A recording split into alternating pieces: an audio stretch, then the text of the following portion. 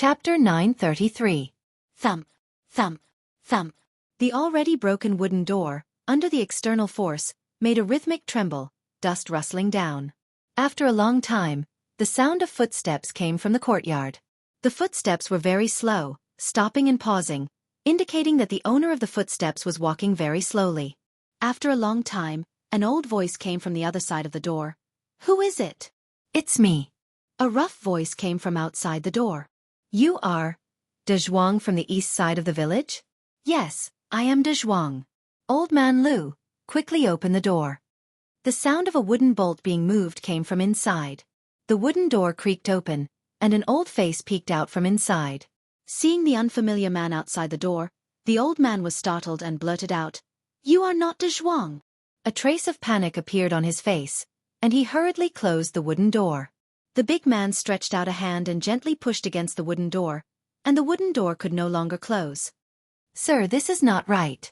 The big man looked at him, shook his head and said, "It's broad daylight right now, and there are so many people in the village.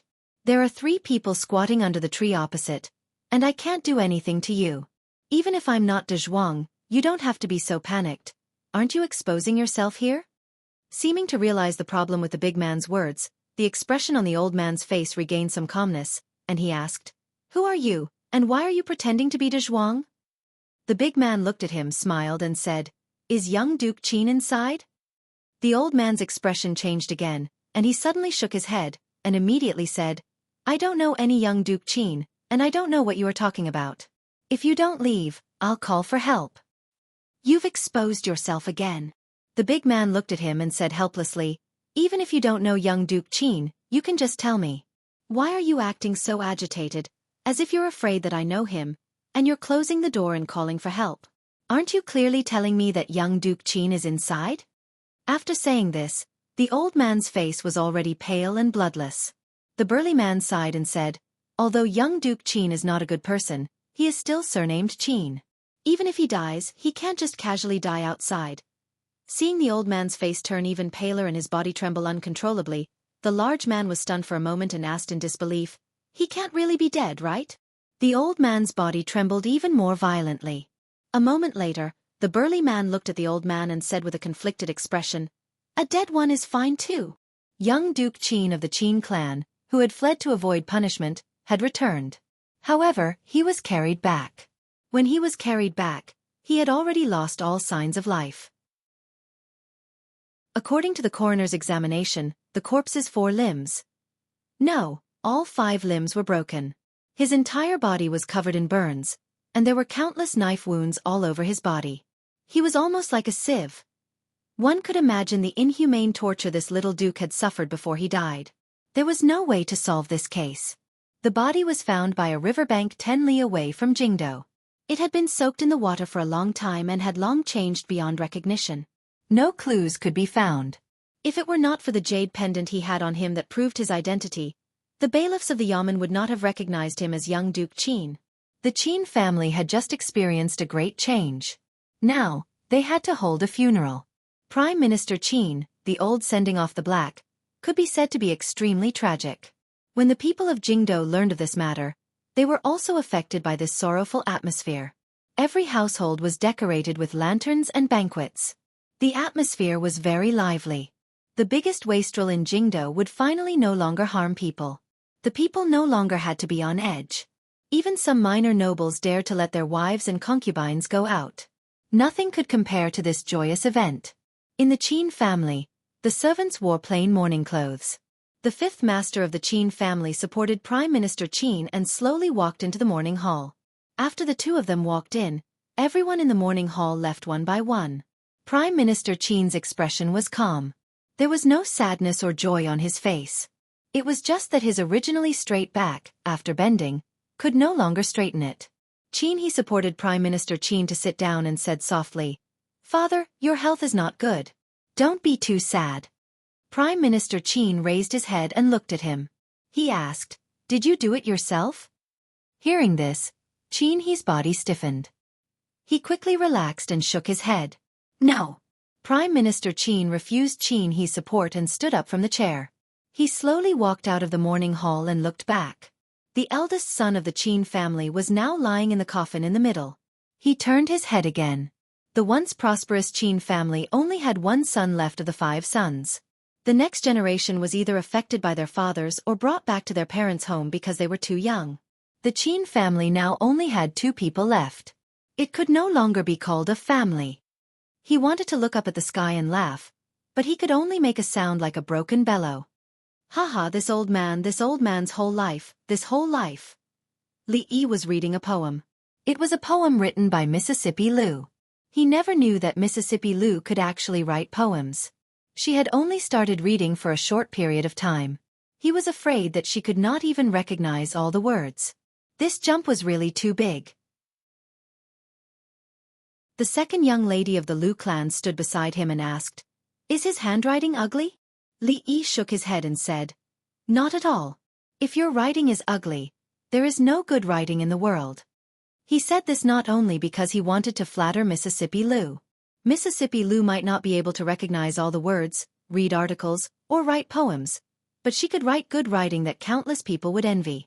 For a master like her, if she could not even control her body, she would not dare to go out and brag about her ranking on the heaven list.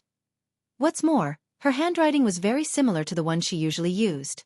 Wouldn't it be like slapping her own face if she said that her writing was bad? An imperceptible joy appeared on Mississippi Lu's face, and she asked, "Really not ugly?" Li Yi said seriously, "Really not ugly, I swear to God." Mississippi Lu breathed a sigh of relief. "That's good. I found your old handwriting and copied it. I was still worried. It's just that the tone is wrong. There's no mood, no rhythm, and no rhyme. In terms of words, you need to think about it." Li Yi frowned and looked at Mississippi Lu and said, "Rui, I think you should focus on practicing your sword. If you don't believe me, look up and see who the heavens have forgiven." Li Yi ran around the courtyard, and as he ran, he turned back to warn second young Mistress Lu. "Qin Yu has committed many evil deeds, and now he's dead. You know how tragic his death was. If you continue to treat me like this, when the day comes that my martial arts surpasses yours, I promise, I will repay you 10 times, 100 times, for what you've done to me today." Mississippi Lu held Autumn Water and looked at him coldly. She followed behind him at a steady pace. "I've decided to listen to your advice and practice my sword." Mississippi Lu's Autumn Water was out of its scabbard. Things could not be more serious. Seeing Rui standing at the door, Li Yi quickly said, Rui, don't just look, take care of her." Rui smiled and walked into the room with Li Duan in her arms. Li Yi looked at the sloppy old man leaning against the tree and said, "Sue, 10 chicken legs, 10 chicken legs, help me stop her." The sloppy old man raised his head and glanced at him, then looked away again, focusing his attention on the little yellow book in his hand. In the entire courtyard, there were only 2 people who were more powerful than Mississippi Lu. One didn't care about the relationship between husband and wife, and the other didn't care about the morality of the martial world. Mississippi Lu's butt would swell when her hands and feet landed on it, and when Autumn Water landed on it, her butt would be gone. Her butt was more important, and it was best to escape. He channeled all his true yuan to the soles of his feet, and his whole body turned into a shadow, disappearing from where he stood, heading straight for the direction of the courtyard's entrance. Bang! Unexpectedly, he bumped into a figure, and Li Yi staggered. He looked at the eldest princess who was standing at the door, clutching her chest, frowning slightly, and looking at him with dissatisfaction. His expression changed, and he asked with concern, "Are you all right? Where did you bump into? Does it hurt? Do you want me to massage it for you?" Chapter 934. Li Yi was surprised himself. It wasn't like he didn't know what he was capable of, so how could he have bumped into the eldest princess? With her martial arts and alertness, no matter how sudden it was or how fast he was, it was impossible for her to not be able to dodge in time. Unless she was really too absent-minded. So absent-minded that she didn't even notice that someone had bumped into her. He naturally knew how fast he was just now. Even he felt pain when he bumped into her, not to mention the delicate eldest princess. Therefore, the first thing he did was ask her where she had bumped into. Did it hurt? Did she need him to help rub it? However, what was with the 3 inexplicable chills he felt from the front, the back, and the door? Was there anything wrong with not running away after bumping into someone and showing proper concern? Compared to those people who ran away after the accident, her personality was many times more noble. Li Yi looked at the eldest princess and said in a concerned voice, "I'm sorry, I ran too fast just now. Are you all right?"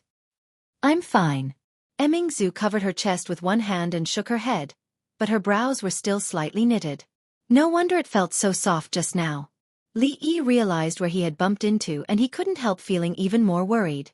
After several months of hard work, the eldest princess' chest finally had a bit of improvement. It could even be said that it was just beginning to take shape. If it was knocked back by this, wouldn't he be committing a great sin? Wouldn't he be ruining this girl's life? Out of a man's sense of responsibility, he had to take responsibility for her to the end. When there were outsiders around, Mississippi Lou's personality was completely put away. She didn't want others to think that she was a violent woman, especially not Emingzu. She could read and write poems.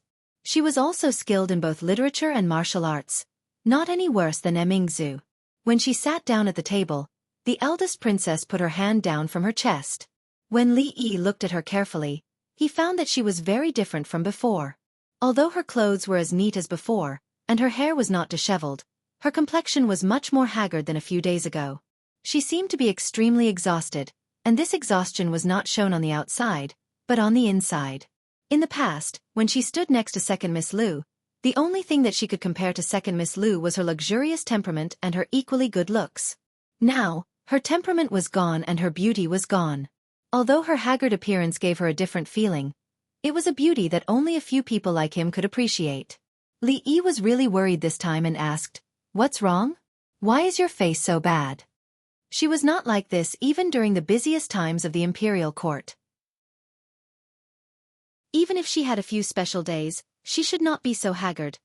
Li Mingzhu shook her head and said, "It's nothing. It should be because I haven't slept well these days." She casually picked up a piece of paper on the table and looked at it. She said, "Who wrote this poem?" "The words are okay, but the poem is a complete mess." Ignoring Li Yi's strenuous winking at her, she shook her head and continued, "The tone is wrong, the mood is completely absent, and even the rhythm is not understood." Li Yi rubbed his eyes and leaned back on the chair, covering his face with his hands. The eldest princess had received royal education since she was young. It could be said that she was skilled in both literature and martial arts. All in all, she should be the most outstanding woman in the entire Jing kingdom. No, in the surrounding countries. In her opinion, Mississippi Lou's poem was no different from a child's play. However, the truth was one thing and saying it was another. If this matter could be brought up, her chest wouldn't be hurting now. "We haven't sparred for a long time." Mississippi Lou picked up autumn water and said, "Let's spar." "Okay." The two of them never refused each other's challenges. Perhaps the eldest princess, who was in a bad mood, also wanted to vent. She only spat out a word, stood up, and walked to the exclusive sparring field for the two of them in the inner court. Li Yi lay on the chair and looked at the blue sky. He didn't really want to watch the fight. Seeing her like this, the words Cui Qingming said in the imperial prison echoed in his ears again. Yes, although his surname was Li, it was not the Li of the royal family. Even if he was Emingzu, he could only be considered half a Li. No matter who the new emperor was, he or Emingzu would not be allowed to exist. This point, he didn't need Cui Qingming's reminder. He had always been very clear. At first, his thoughts were very straightforward. If there was no new emperor, these conflicts would not exist. However, the crux of the problem was Emingzu. She could participate in the affairs of the country, she could act as the representative of the court, and she could do anything the emperor could do. However, for her to truly sit on the throne, she still couldn't get over it. In the end, she couldn't get over the man lying in bed. Even if she didn't have any selfish motives and just wanted the country to become stronger and better, she couldn't change the fact that this was equivalent to treason. It was the same as treason against her own father. Even after he left, she couldn't do this with a clear conscience. This wasn't her fault. If she could really do this without any psychological pressure, she wouldn't be the Li Emingzu he knew. She wouldn't be the Li Emingzu he liked. "What are you thinking about, husband?" A soft voice came from behind him. Li Yi got up from the chair and walked over.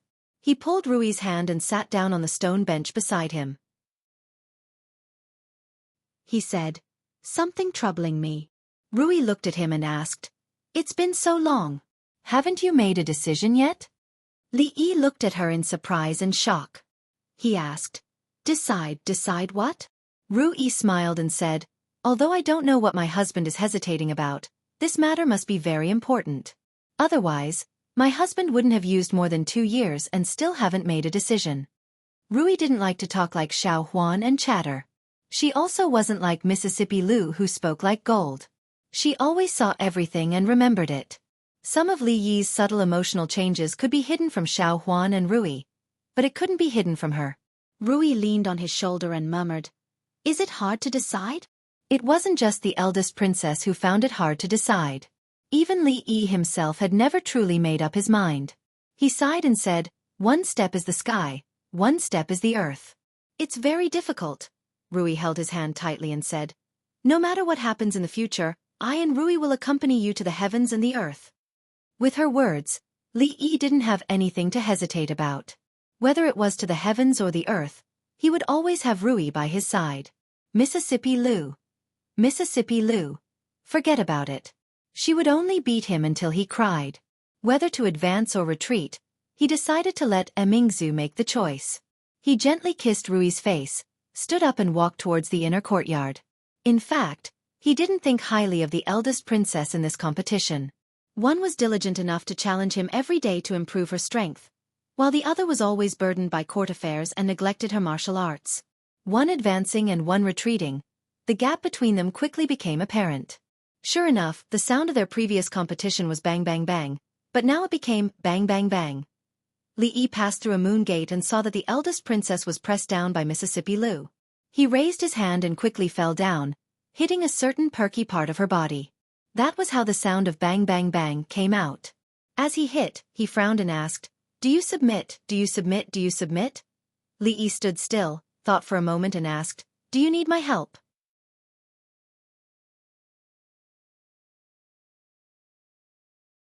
Chapter 935. Help? How do you want to help? Mississippi Lu's raised hand stopped in the air, and she looked over. The Princess Royal's acupuncture point was sealed, and her pretty face was flushed. She stared at him with a murderous look. Rui, what are you doing? Li Yi walked over quickly, pulled Mississippi Lu away, and said, Emingzu is a princess. How can you treat her like this? Let go of her. Mississippi Lu was pulled away by him. The murderous look in the Princess Royal's eyes dissipated, and there was a hint of apology. It turned out that the help he was talking about was to help himself. Li Yi secretly wiped away a cold sweat.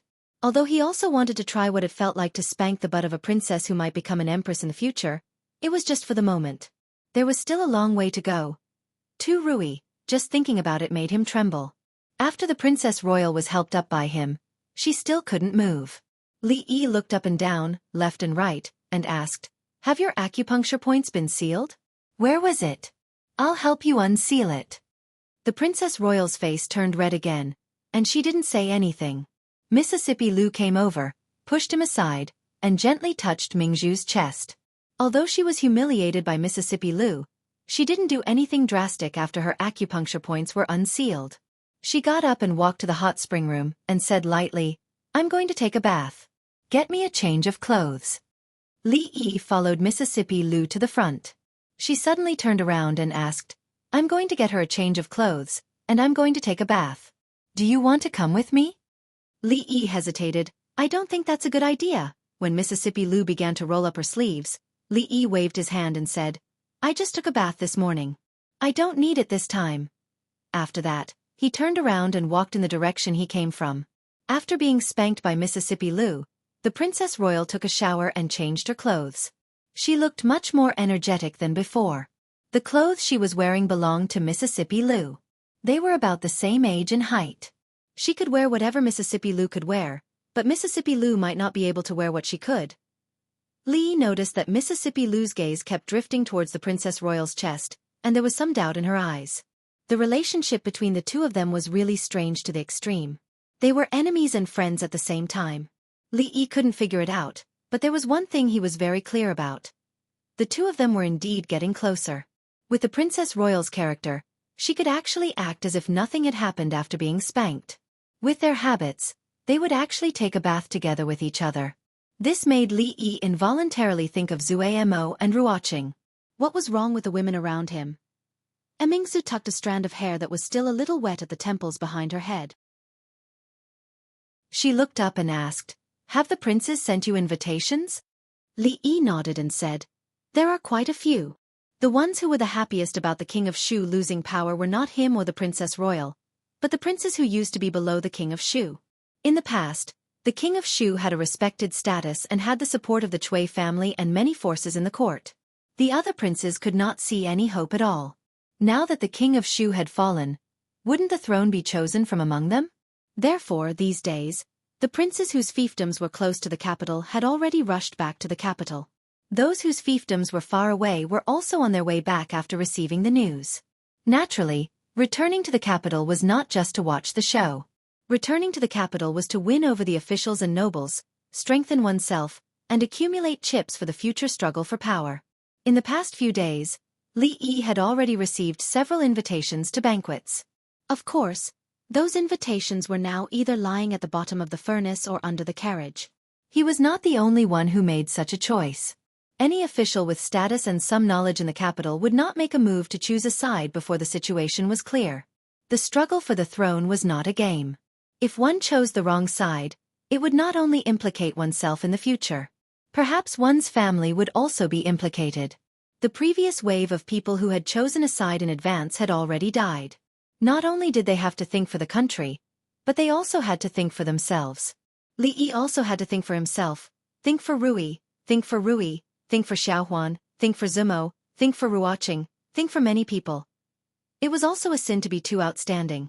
With the old emperor's protection, he had nothing to fear. Once the old emperor could not protect him, those so-called princes and princes, who called him brothers now, would after a while be righteous and raise the butcher's knife against their brothers. Emingsu knew him very well. After being together for so long, she knew better than him who was who and what people would do. If there was really a day when Emingsu faced him with a sword, then there would be nothing in this capital, this Jing kingdom, that was worth his nostalgia. Emingsu looked at him and said, "Burn it." "What?" Li Yi looked at her, and Mississippi Lu also looked at her. "Burn all those invitations," the eldest princess said in a low voice. The eldest princess said in a low voice. Then she looked up at him and said seriously, "I've decided." Mississippi Lu looked at her and asked, "What have you decided?" Li Yi didn't ask because he knew what she had decided. He was a little curious and a little surprised. This question was actually what he was going to ask her. Before he asked, she had already given the answer. He looked at her face and asked seriously, "Have you really decided?" Her expression was equally serious. "I have decided. No regrets. No regrets." Li Yi knew where the knot in her heart was. It was also the knot in his heart. If she couldn't get over it, she would never be able to make up her mind. That step was so difficult that the two of them had taken it for 2 years, but they still hadn't crossed it. What exactly happened that made her make such a decision in just a few days? Thoughts flew in his mind. After a moment he nodded, got up and said, "It's good that you have decided. I will send you back." Emingsu stood up and nodded. Mississippi Lu looked at them. She felt that although the three of them were sitting very close, she was so far away from them. She couldn't understand what they were saying, couldn't understand what they were doing. She felt that she was the outsider. Li Yi sent the eldest princess out the door before turning his head. He looked at her and said, "That day in the celestial prison, what Cui Qingming said, did you hear it all?" She didn't deny it, which meant she admitted it. Li Yi looked at her and sighed. He said, "Actually, you don't have to be like this. I really don't care. In the past, it was always you who did it for me." She stopped walking and looked at him. "Now, it's my turn to do it for you." The eldest princess, who had always walked the smart and capable path, suddenly began to be emotional. Li Yi was stunned and couldn't get used to it for a moment. That. Li Yi looked at her and thought for a moment. He said, "Even if you really want to do something, you have to tell me first. Don't let your imagination run wild. Look at how haggard you look these few days." The eldest princess shook her head and said, "It's all right. I can still hold on." "It's not a matter of whether you can hold on or not." Li Yi shook his head and said seriously, In the past, when you and Rui stood together, you were evenly matched. Now, she has taken 70% of the advantage. You only have 30% left. When Li Mingzhu heard that, she was taken aback for a moment before she gave a faint smile. She turned around and attentively helped him adjust his collar. She asked, "Do you know why Lu Rui always likes to beat you up?" "Why?" Li Yi immediately became spirited and asked curiously. This was something he had been puzzled about for a long time. He couldn't understand why the violent and savage Mississippi Lu didn't beat others but always beat him. In the end, he could only attribute it to the whole family. She couldn't beat Rui, and beating Xiao Huan would seem like bullying the weak. She could only bully him to get a little bit of psychological satisfaction. Emingzu helped him fix his collar.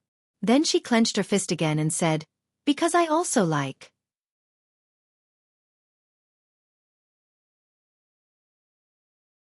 Chapter 936. If she liked him, then she liked him. If she liked him, then she should say it out loud. He would decide whether or not to accept her based on her performance in the future. She grabbed his collar just because she liked him. He almost suffocated to death. What kind of like was that? His collar was grabbed by her. When Li Yi walked back, he tidied his collar and ordered the gatekeeper, "Send an invitation to all the manners who sent the invitation. Tell them that I'm sick and can't go. If you don't want to go, then don't go." Telling others that you're not going was basic etiquette. He straightened his collar and tidied his clothes before walking into the courtyard. Otherwise, Mississippi Lu might think that he did something else when he sent Emingzu back. He didn't mind, but what about Her Royal Highness's reputation? To Li Yi's surprise, Mississippi Lu wasn't in the courtyard. Wasn't she curious about Mingzhu's decision just now? It wasn't Mississippi Lu's style to not ask if she didn't know, especially when it came to matters related to Emingzu. So he planned to tell her personally. When she asked, he didn't say anything. When she didn't ask, he took the initiative to run over. Li Yi thought for a while and felt that his behavior was a little cheap. So be it. He was used to being cheap anyway. She didn't ask. If he still didn't explain, with her narrow-mindedness, he didn't know what she would think in her heart. Rui and he were telepathic. She had already guessed it. They didn't need to make it clear, and they didn't need to. Mississippi Lu was different. If he let her guess blindly, she could probably make up a wonderful New Year drama. He walked to the door of Mississippi Lu's room, knocked on the door and walked in. Many experiences and lessons showed that it was best not to enter a girl's room without knocking. It was not a good habit to not knock on the door. The frequency of accidentally seeing a girl bathing and changing her clothes was far too high. Even Li Yi suspected that he had some sort of lucky halo on him. It's not good to see indecent things. It's even worse if you don't take responsibility for what you see. Drunk Mo has already taken responsibility, and Ruoqing hasn't. Mississippi Lu, we're a family, so don't be so distant. Mississippi Lu was reading in the room. Li Yi walked over and sat down opposite her. He poured himself a cup of tea and asked tentatively, "Don't you have anything to ask me?" "No," Mississippi Lu replied without raising her head. Li Yi asked again, "Aren't you curious about Mingzhu's decision?" Mississippi Lu replied calmly without raising her head, "I'm not curious." Li Yi stood up, took the book away from her hand, and raised her head to make her look forward. Finally he sat down opposite her and said, "You're not curious, but I want to say..." Mississippi Lu finally stopped being arrogant and looked at him calmly. Li Yi sighed first, and a trace of sadness appeared on his face. He said, "His Majesty, I'm afraid he doesn't have many days left. You know, there's no hope for the King of Shu now. There's an undercurrent in the capital now. All the princes are returning to the capital with the excuse of visiting His Majesty, but they're secretly trying to fight for the throne." Mississippi Lu looked at him and asked, "Does this have anything to do with us?" "Why not?" Li Yi looked at her, knocked on the table and said, "You're the leader of the Lu League. You have so many martial arts masters, officials and nobles under your command. You can tie them up and beat them whenever you want. If you're angry, the entire capital will shake 3 times. Don't doubt that you have such power now." Mississippi Lu continued to listen to him. "Only His Majesty can allow such a force to exist near the capital because he knows that we won't use this force to do anything to harm the court. But now that the new emperor has changed, will he still trust us like the current His Majesty does? Moreover, You also know that in the current court, our family has already achieved a little bit of success. When the time comes, it will definitely attract the new emperor's suspicion. Maybe it will be used to establish power. Lee felt that he needed to explain the stakes in this matter to Mississippi Lou. She had already grown up, and she needed to learn about other things. Mississippi Lou nodded, then looked at him and asked, "What did she feed you just now? I even heard her say that she likes you. There are some things you can't just listen to." Lee said with a headache, "Do you understand what I just said? Do you understand the current situation of our family? Let's go tie up those princes." Mississippi Lou's method was always so simple and direct. Violence is a way to solve problems, but it's not the only way. Lee looked at her and said solemnly, "You have to remember, you are a scholar now. A scholar can't always fight and kill." Mississippi Lou nodded and said, "So what did she feed you just now?" "She didn't feed me anything." Lee rubbed between his brows, stood up, and pressed down on her shoulder. He said, "We now have two paths. The first is to have someone who won't suspect us and won't doubt us become the emperor, and we will continue to stay in the capital. The second is to pack up now. We won't stay in the capital anymore. We'll abandon all the brothels, all the shops, all the properties. We'll take Rui, Xiaohuan, and Emingzu and find a place to occupy the mountain and become king. I choose the second path," Mississippi Lou said without hesitation, looking a little eager to try. Then she seemed to realize something and asked, "Why do we have to take Emingzu with us? Why did they have to take the eldest princess?" Naturally, it was because she was in the same situation as him, or even more dangerous than him. Once the new emperor ascended the throne, could he watch the existence of a princess who was more influential than him in the court, among the people, and in the hearts of all the scholars? If he used his brain a little, he would know what Mingzhu's fate would be after the change of the dynasty. Lee sat down, sighed, and said, "If we don't take her with us, you will never see her in the future. When the new emperor ascends the throne, he won't be able to tolerate us, let alone her. At that time he might kill her, and he might let her marry anyone." "Really?" Mississippi Lou raised her head and asked happily. Lee really had a headache. Why was it so difficult to communicate with Mississippi Lou? Mississippi Lou suddenly said, "There's something wrong with the way she looks at you." Lee frowned and asked, "What's wrong? How can you tell?" "Intuition." Mississippi Lou frowned. Today, the way Emingzu looked at him was not the same as before. There was something else hidden, something that made her vigilant. It was a look that only his sister had when she looked at him. "What's different?" Lee shook his head and said, "The way she looks at me is exactly the same as the way you look at me. There's nothing wrong." Mississippi Lou raised her head and looked at him, and her body trembled slightly. Lee then looked at her and said slowly, "If Emingzu can become the future emperor, we don't have to worry about anything." A woman becoming the emperor? Mississippi Lou came back to her senses and reached out to touch his forehead. She shook her head and said, "You don't have a fever. You must be crazy. If a woman can be the leader of Wulin, why can't she be the emperor?" Lee looked at her and said, "You are also a woman, you can't look down on women."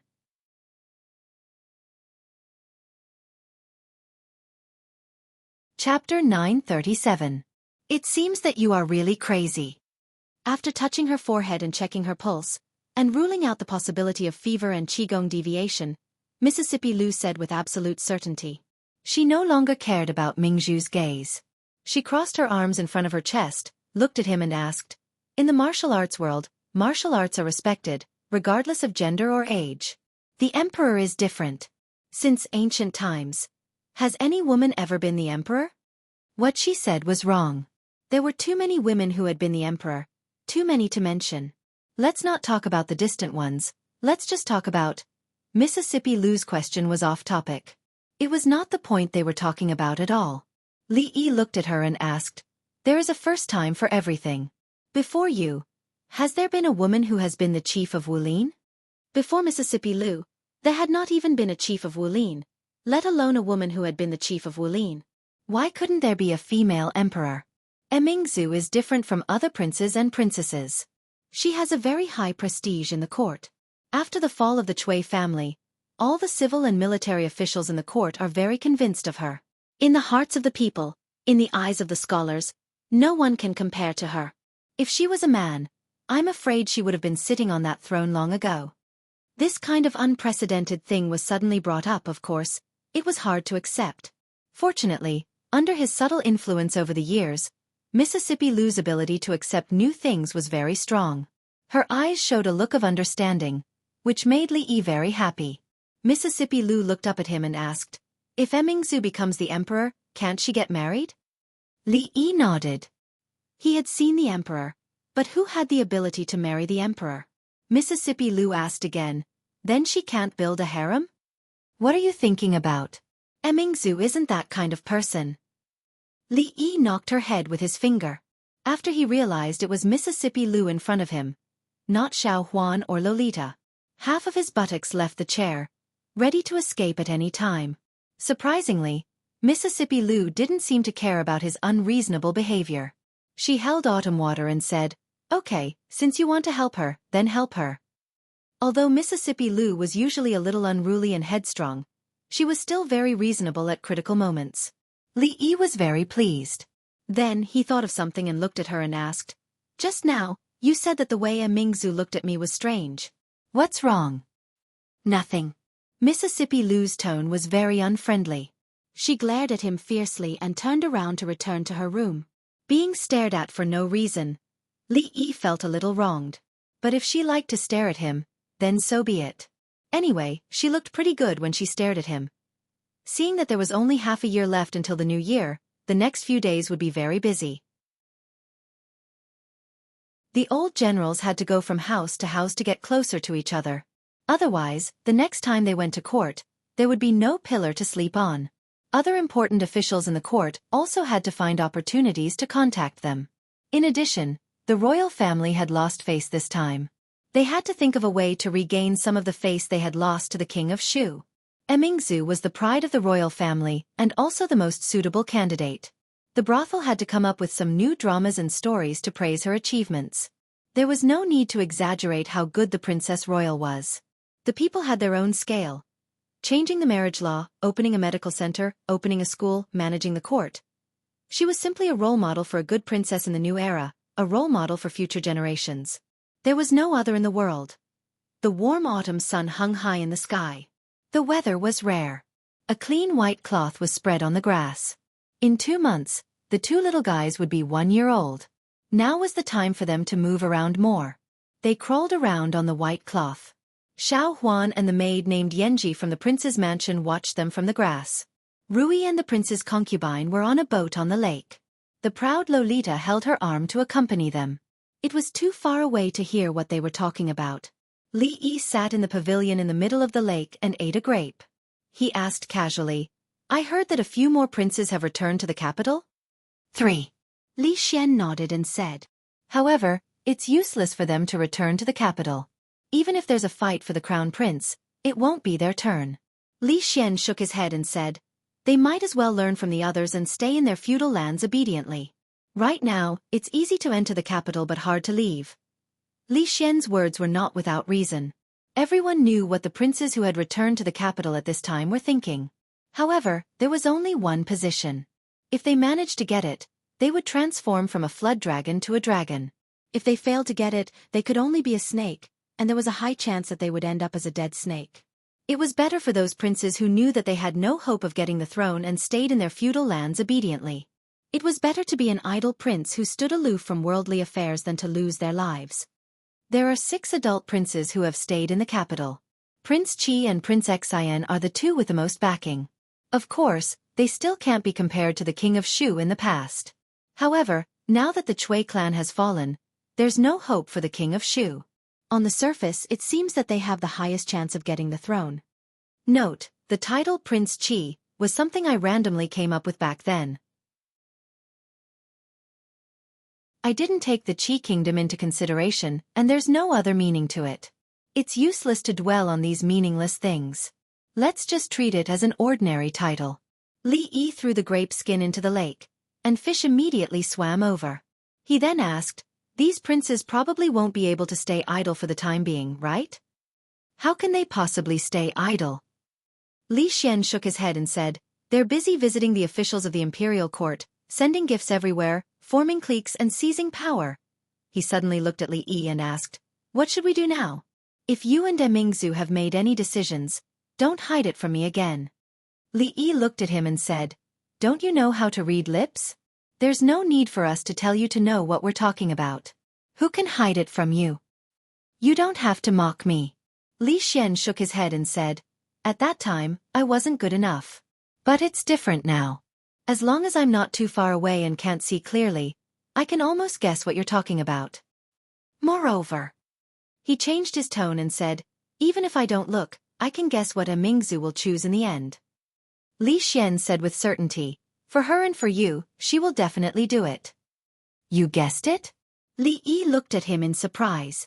It was said that a scholar who had been away for 3 days would be looked at in a new light. Li Xian had suddenly become smart, and it was really hard for him to get used to it. "Of course. I didn't guess it." Li Xian shook his head and said, "A few days ago, Brother Shen said that if the new emperor ascends to the throne, you and Mingzu will be in danger. I thought about it. With Mingzhu's personality, she won't care if she's in danger or not. But with you, it's different." Li Yi suddenly looked at him and asked, "You didn't tell this to your brother Shen, did you?"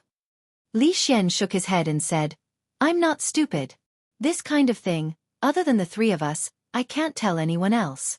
Do I look like the kind of person who would casually tell this kind of thing to others?" "That's not necessarily true." Li Yi shook his head and said, "I heard that your brother Shen has a beautiful and charming sister. If you use a honey trap a little, do you think I'll be so ungrateful for a beauty?" Li Xian looked at him and said seriously, "But, you don't say, Brother Shen's sister is really beautiful." "I'm just joking. How could I not trust you?" Li Yi waved his hand. In fact, compared to Brother Shen's sister, he was more worried about Brother Shen himself. Speaking of honey traps, Li Xian suddenly looked at him and asked, "You have so many beauties around you, I'm worried about you. Do you think I'm that kind of person?" Li Yi looked at him and asked, "I trusted you so much, and this is how you treat my trust?" Hearing this, Li Xian lowered his head in shame and said, "I still think you are. For them, what wouldn't you do? Furthermore, your wife seems to have a younger sister who's even more beautiful and charming than her."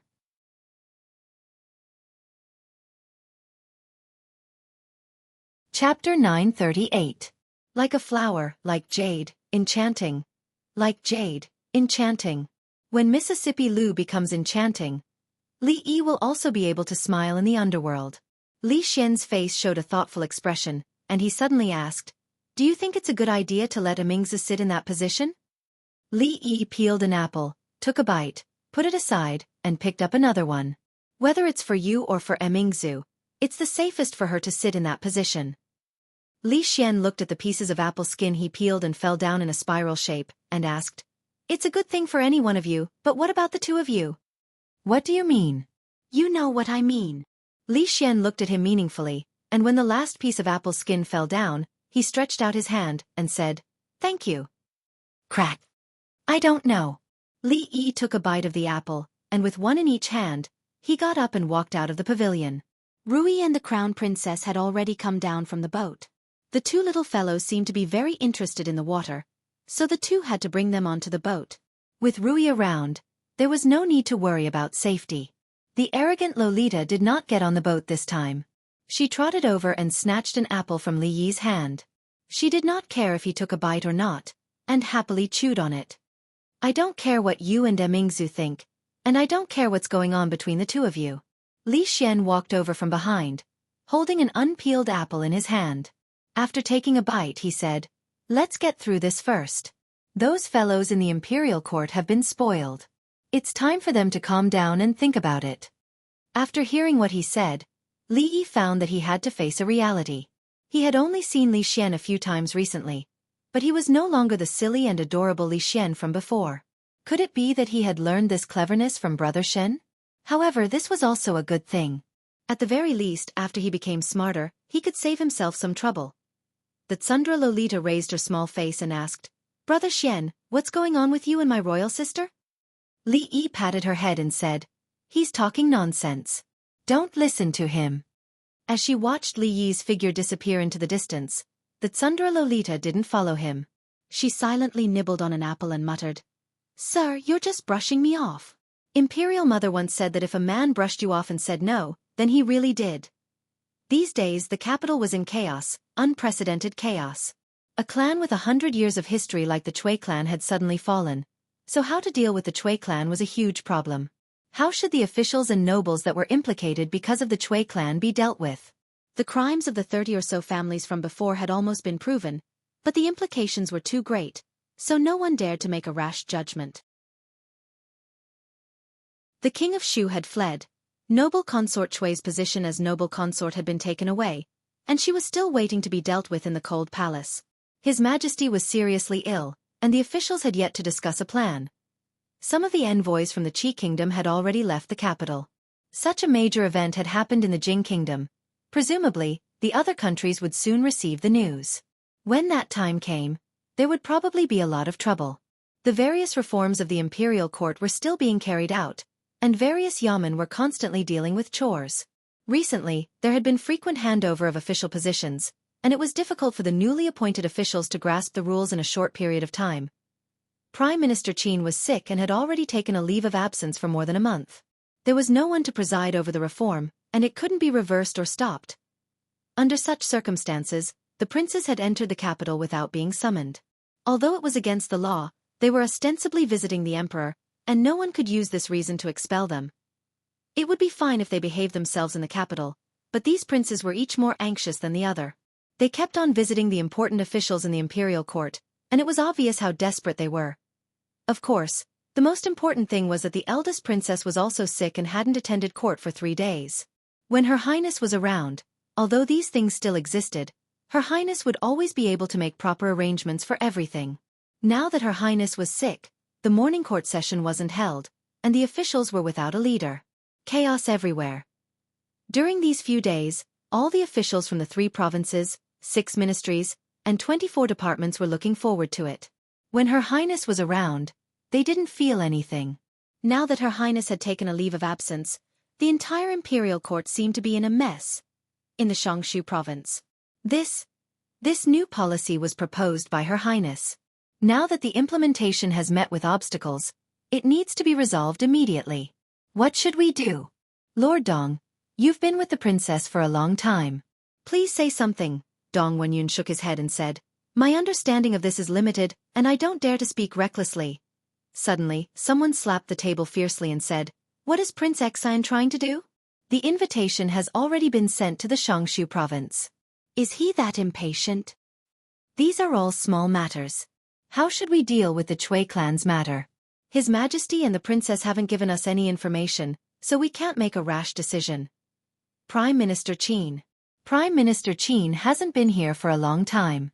This can't go on. I wonder how Her Highness's condition is. When will she get better? It's not good for us to inquire about such matters.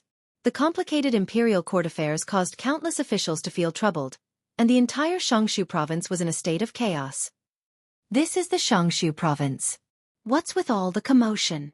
An elderly voice rang out from outside the door, and everyone's gazes quickly looked over. Prime Minister Qin. Prime Minister Qin, you're finally back. Quick, come in. Someone walked out quickly and helped Prime Minister Qin, who was holding onto a walking stick, into a chair. Prime Minister Qin tapped his walking stick heavily on the ground and said with a disappointed expression, "All of you are the pillars of our Jing kingdom, the pillars of the imperial court. The entire country's future depends on all of you. The eldest princess has only been away for a few days.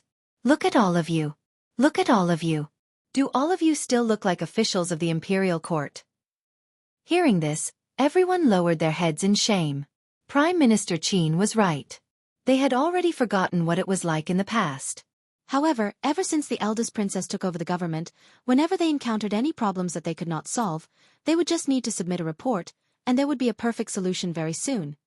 They were already used to such a life, going to the yamen every day. There were no headaches, and when they were in a good mood, they would go home and change into casual clothes. They could even go to the brothels to listen to plays. It was naturally impossible for them to get used to returning to the days where they had a headache every day. Prime Minister Qin coughed a few times before standing up. He looked at everyone and asked, Look at all of you now. If Her Highness no longer takes over the government in the future, are you all going to continue being like this? Everyone looked even more ashamed. Prime Minister Qin was right. Her Highness was only acting for a while. When the new emperor succeeded the throne, she would naturally leave the imperial court. This was a fact that they had always ignored. After Prime Minister Qin's reminder, they finally realized something. Her Highness would eventually leave. After Her Highness left, who would inherit the position? One of those mediocre people who visited the ministers one by one in the capital? Without Her Highness, what kind of life would they have in the future? It was enough to think about the past few days. Of course, this was only an ideal situation. If there were no accidents, it would be much more difficult than it was now. It was easy to go from frugality to extravagance, but difficult to go from extravagance to frugality. They had already gotten used to the previous way. They could no longer easily turn back. Why did they have to turn back? This was a question worthy of everyone's consideration. Li Yi and Li Xian didn't need to think about it. After September, the weather would gradually become cold. It was better to sit down and eat a hot pot than to think about those messy things. Mississippi Lu and Princess Royal wanted to see who could cut the lamb thinner and taste better. Naturally, there needed to be a judge. Li Yi shook his head and said, "It's been too hot these days. I can't taste it in my mouth." If you can't taste it, just say that you can't taste it. Don't make excuses. Li Xian glanced at him and volunteered. He waved his hand. "I'm good at tasting dishes. I'll do it." Li Yi looked at him and decided to take back his evaluation of him a few days ago. Li Xian put the meat rolls they had cut into the pot. After tasting it, he already had an answer in his heart. He nodded and said, "I think." Mississippi Lu unsheathed autumn water and began to carefully wipe it. Princess Royal looked into the distance and cracked her knuckles. "I think." Li Xian blinked his eyes and began to sweat. He looked at Li Yi, who was quietly eating next to him. When he turned back, he shook his head with a serious face and said, "I'm sorry, I've also been too hot these days. I really can't taste it."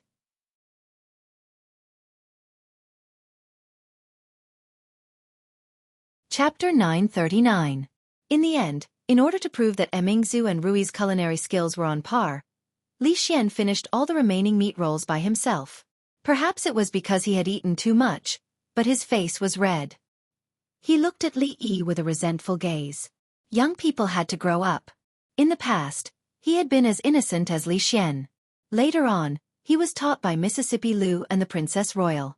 He understood that at some junctures in life, it was better to give up than to make a choice. Li Xian rubbed his stomach and laid on the chair without any grace. He mumbled, "I was right? The officials in the court have long been spoiled by Emingzu. Without Emingzu, they wouldn't dare to do anything. Look at how chaotic the court is now." It had to be said that Li Xian's idea was not bad. Even Li Yi didn't think of it. There was a saying that went like this. There was once a wise empress who stood in front of the officials, but they didn't cherish her. When they lost her, it was too late for regrets. This was the most painful thing in the world. Although Her Highness's few days off were not enough for the courtiers to think about a certain aspect, it was enough for them to calm down and consider many things. This is a good idea. Li Yi nodded and gave him a thumbs up. He passed an apple to him and said, "Eat some fruits after a meal. It's good for your health." Li Xian's eyes widened. He covered his mouth and ran out. The word eat was not something he could even hear. Because he was too young, he ate too much until he vomited. This was his punishment for making promises so easily. After vomiting, Li Xian's complexion looked much better. However, he slumped into his chair, his bearing as a member of the royal family completely gone. The Princess Royal didn't stay in the palace for a few days. Naturally, the officials couldn't get any information.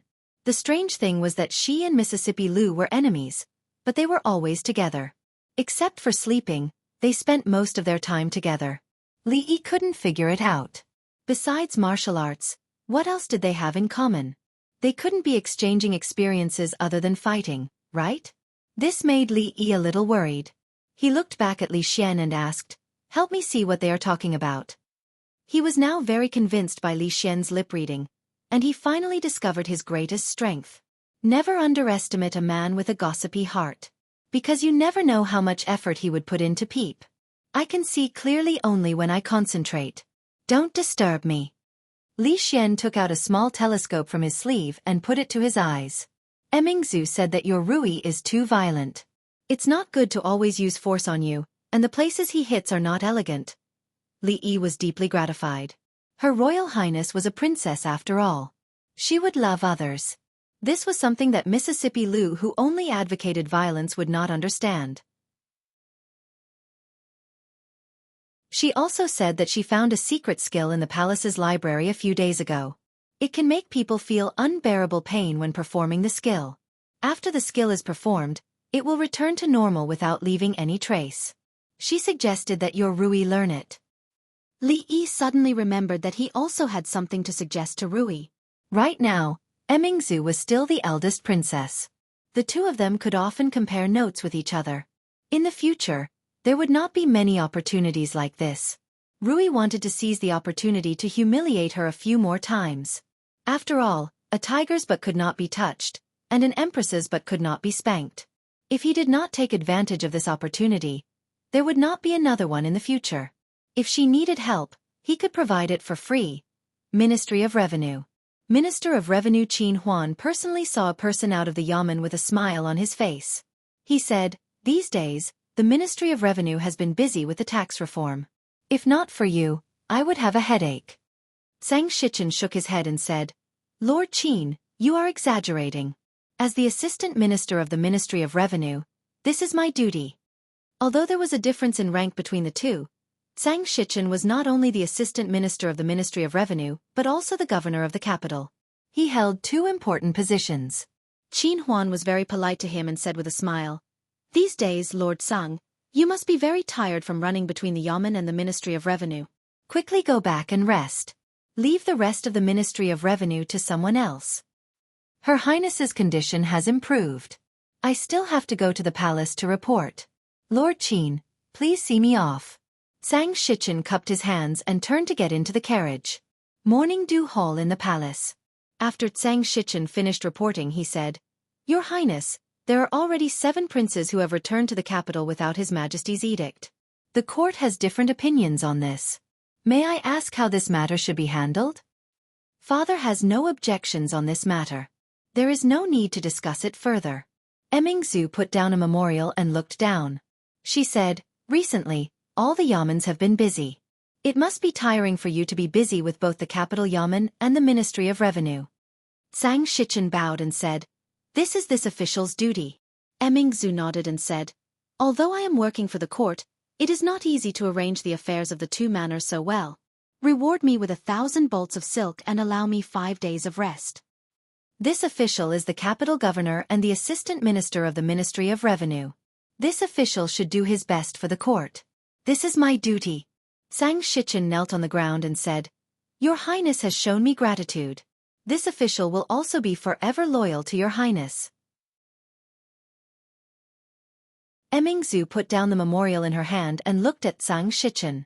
Pledging loyalty to the imperial court and pledging loyalty to her were two different concepts. Zhang Shichen had been an official for many years and held a high position.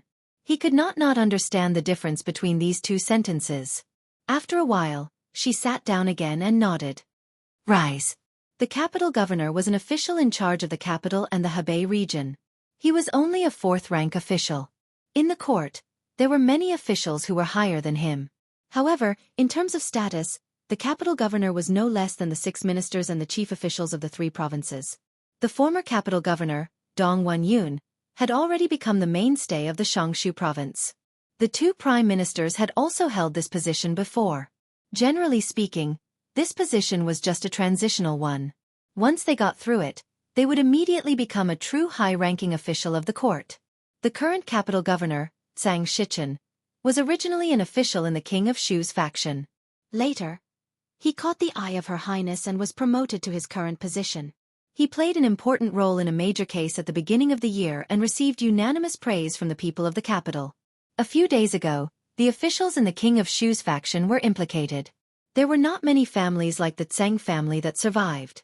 The capital governor's residence. A middle-aged official stroked the beard on his chin and shook his head. Everyone in the imperial court is extremely busy now. I'm only able to have this little bit of leisure time because I'm busy. Only Lord Zhang, who is in a high position, still has such leisure and elegance. I'm really envious of you. Zhang Shichen smiled and took a sip of tea. He unhurriedly put down a chess piece and said, "What Lord Su said is not reasonable. 2 days ago, I was just as busy as my colleagues in the court. If it weren't for Her Royal Highness, who allowed me 5 days of rest, how would I have the time to drink tea and play chess now?" The official surnamed Su smiled. Her Highness values Lord Sang very much. Perhaps in the future, she will have to rely on Lord Sang. Just as he finished speaking, a servant of the Tsang family knocked on the door and entered, handing an invitation to Zhang Shichen. Zhang Shichen glanced at it and threw it to the side. He sighed and shook his head slightly. The official surnamed Su was surprised. "Lord Tsang, why are you sighing? Prince Xian sent an invitation, inviting me to a banquet tonight. So that's how it is." Lord Su put down his chess piece, shook his head and said, "I have received several similar invitations in recent days. These princes are still too anxious." The topic had already changed. Zhang Shichen casually asked, "In Lord Su's opinion, which of His Majesty's princes is the most virtuous and has the most hope of inheriting the throne?" "His Majesty is so wise, but none of the princes have learned a single bit of His Majesty's ability." The official surnamed Su shook his head and said, "The Prince of Shu, Prince of Xian, Prince of Qi. These princes are all mediocre. In terms of virtue, just look at the news from their fiefs. Not to mention a hair on the eldest princess's head. Even the heir of the Prince of Ning is better than all of them combined. In fact, they can't even compare to a child of Prince Jean. The eldest princess has the talent to rule the world, but unfortunately, she is a woman." Zhang Shichen sighed and said, "If Prince Xian or Prince Qi were to inherit the throne, I really can't imagine what the world would become in the end." Seemingly affected by his words, the official surnamed Su also revealed a vexed expression. "To tell you the truth, Lord Zhang, the eldest princess is unwell this time. I and several colleagues have also thought about this problem. Her Highness and many officials have put in a lot of effort to achieve this. Is it going to be ruined in the hands of others in the future?" Zhang Shichen revealed a helpless expression. "But the eldest princess is only acting in power and will soon leave the court. It's impossible for her to always—" "Who said it's impossible?" The official surnamed Su raised his head and looked at him. "The princes are mediocre, but there is still Prince Jean. In terms of identity, status, and ability, who among the princes can compare to Prince Jean? It's just that Prince Jean is young and can't take on great responsibilities. But before Prince Jean comes of age, the eldest princess can act in power. Isn't that the best of both worlds?" Zhang Shichen looked at him and said in a low voice, "Lord Su, be careful with your words."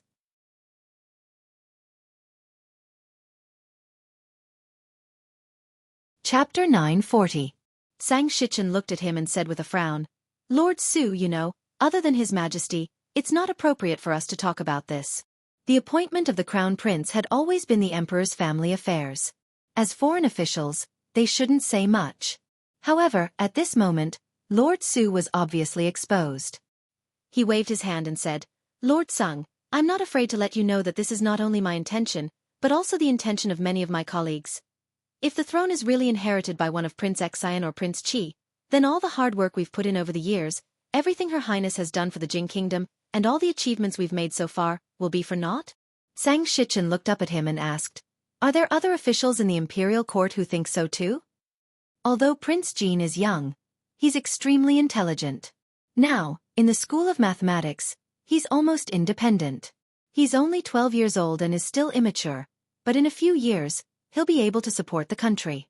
Lord Su didn't directly answer Zhang Shichen's question and continued, "Before that, it's most suitable for the eldest princess to continue to govern. Her Highness is deeply trusted by the officials and has won the hearts of the people. She's loved by all the officials in the world. If it's just the regent, I believe no one will object." Zhang Shichen revealed a thoughtful expression. "What Lord Su said makes some sense. Let me think about it. Lord Sung, please consider this matter as soon as possible. I also need to contact a few colleagues and discuss it with other colleagues in the imperial court." Before the game was over, Lord Su took a sip of tea, stood up, and cupped his hands, saying, I'll take my leave today. Zhang Shichen stood up to send him off. Take care, Lord Su. Lord Su was deep in thought.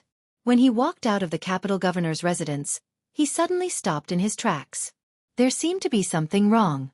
He came here today only to drink a cup of tea and play chess. Why would he discuss the appointment of the crown prince? Why would he reveal this immature idea in his heart? He thought about it carefully and finally understood. He had wanted to drink tea and play chess. He could only blame Prince Xian's post. If it wasn't because of that sudden post, he would still be locked in a battle with Lord Zhang on the chessboard. However, since this topic had been brought up, he couldn't avoid it anymore. Although today was an accident, this matter was indeed imminent. Thinking of this, he couldn't help but quicken his pace. Li Han was indeed a good kid, especially in the past 2 years. He had grown extremely quickly. In just 2 to 3 years, he had grown from a naughty kid who used to pee in his pants to a man who was feared by the students of the Mathematics Academy. The reason why they were terrified was because he was not only Prince Jean, but also the Vice Dean and the Director of Political Education. In the absence of the Dean, he was the Dean of the college. He was in charge of all affairs including student rewards and punishments. In terms of status and identity, no one in the academy could compare to him. In terms of knowledge, he was the most outstanding. In addition, he liked to use the method of frog jumping to punish students. It had become a shadow in the hearts of the students of the mathematics faculty that could not be erased. Of course, in front of outsiders, no matter how tough he appeared, he could not hide the fact that he was only 12 years old. The Tsundra Lolita, who was almost 15 years old, was his nemesis. Li Han was instructed to put on the chicken wings while she ran excitedly to Li Xian's side, wanting him to show her the technique of knowing what people were talking about without listening to them. Brother Xian, help me take a look.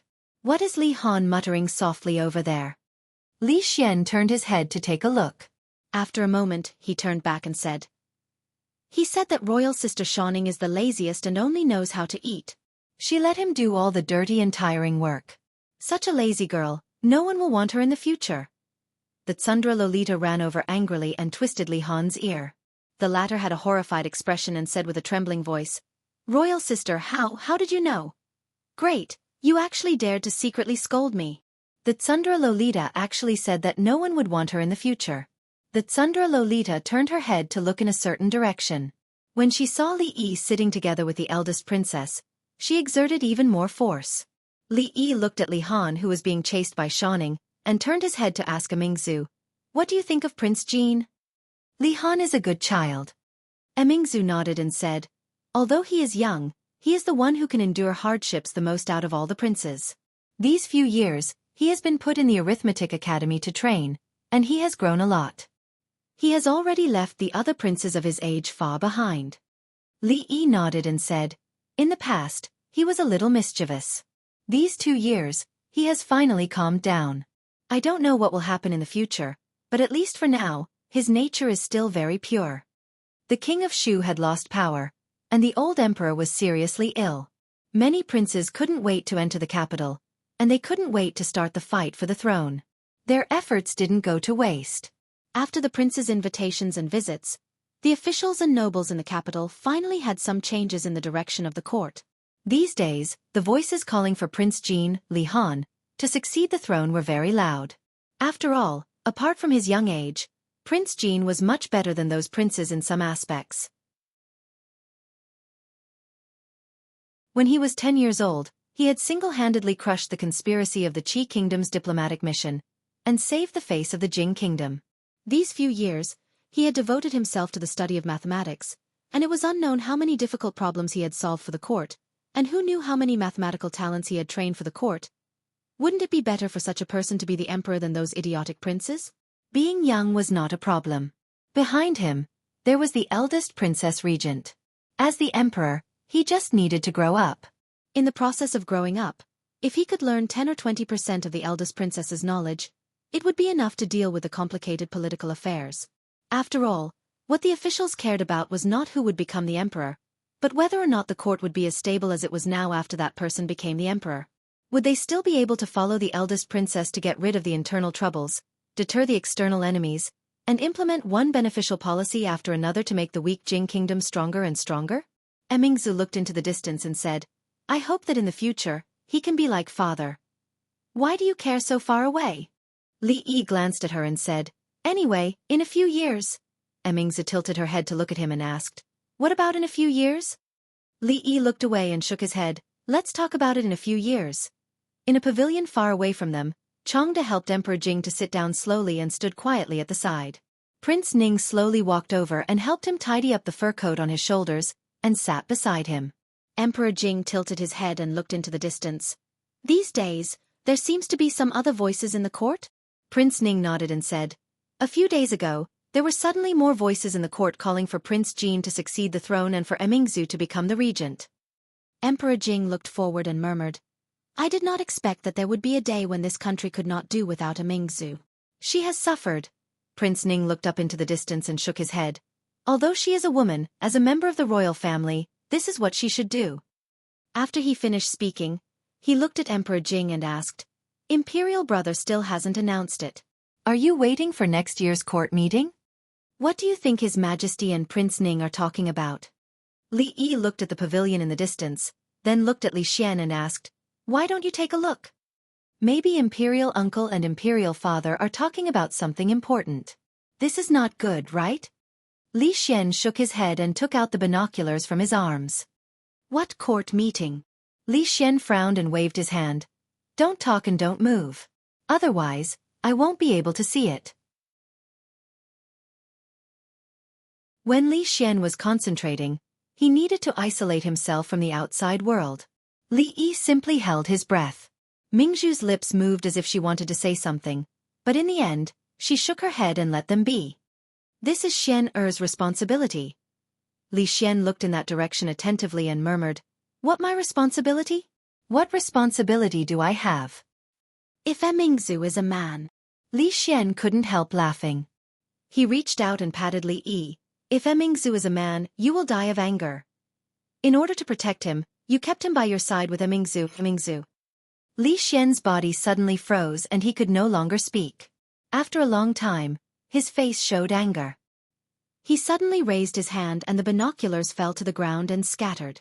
His face was ferocious, but his body could not stop trembling. He pointed in a certain direction and scolded, what kind of lousy lip reading is this? How dare he use this kind of thing to deceive me? I will kill him when I return.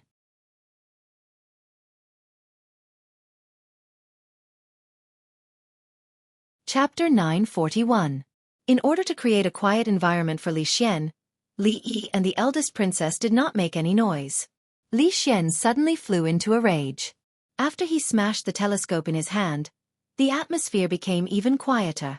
Li Yi looked away from him and met the eldest princess's eyes. There seemed to be 1,000 words in his heart, but when the words reached his mouth, he could only open his mouth. Mingzu was the same as him. Because of some news, her state of mind was disturbed, and her eyes lost focus. Some things existed in the heart. Originally, they were just doubts, like a veil in the fog, hazy and unclear. Until the wind blew and blew everything away, revealing the naked truth, the doubts in the heart could all be connected. One was the ruler of a country, and the other was the mistress of the harem. Why did they hide it from the officials and secretly leave the capital to come to Qing, and prefecture hundreds of miles away? They almost lost their lives there. The old emperor was also very good to Li Xian. He was so good that it was beyond the limit. Almost all of his requests were granted. He was so good that he treated him better than his own son. The empress treasured the crown princess even more. She often brought her to the palace. She was no less than her own daughter, Mingzu.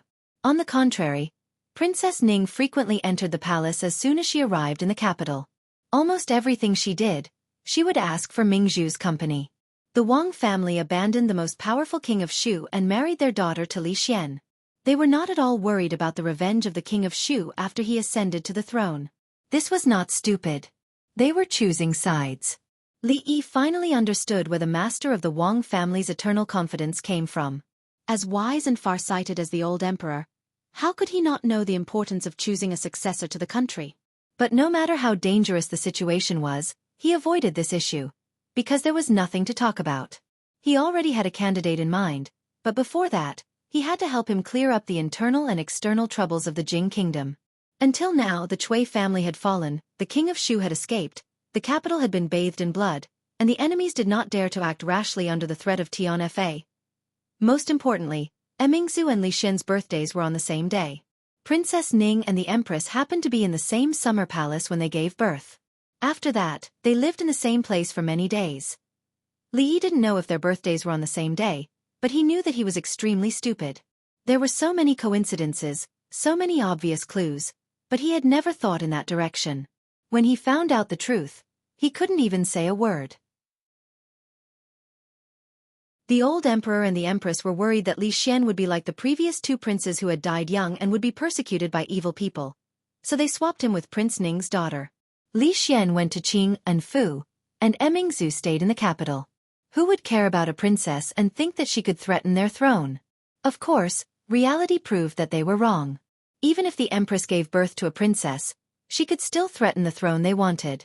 And the reason for all of this was because of everything Li Xian, and Emingzu had done these few years.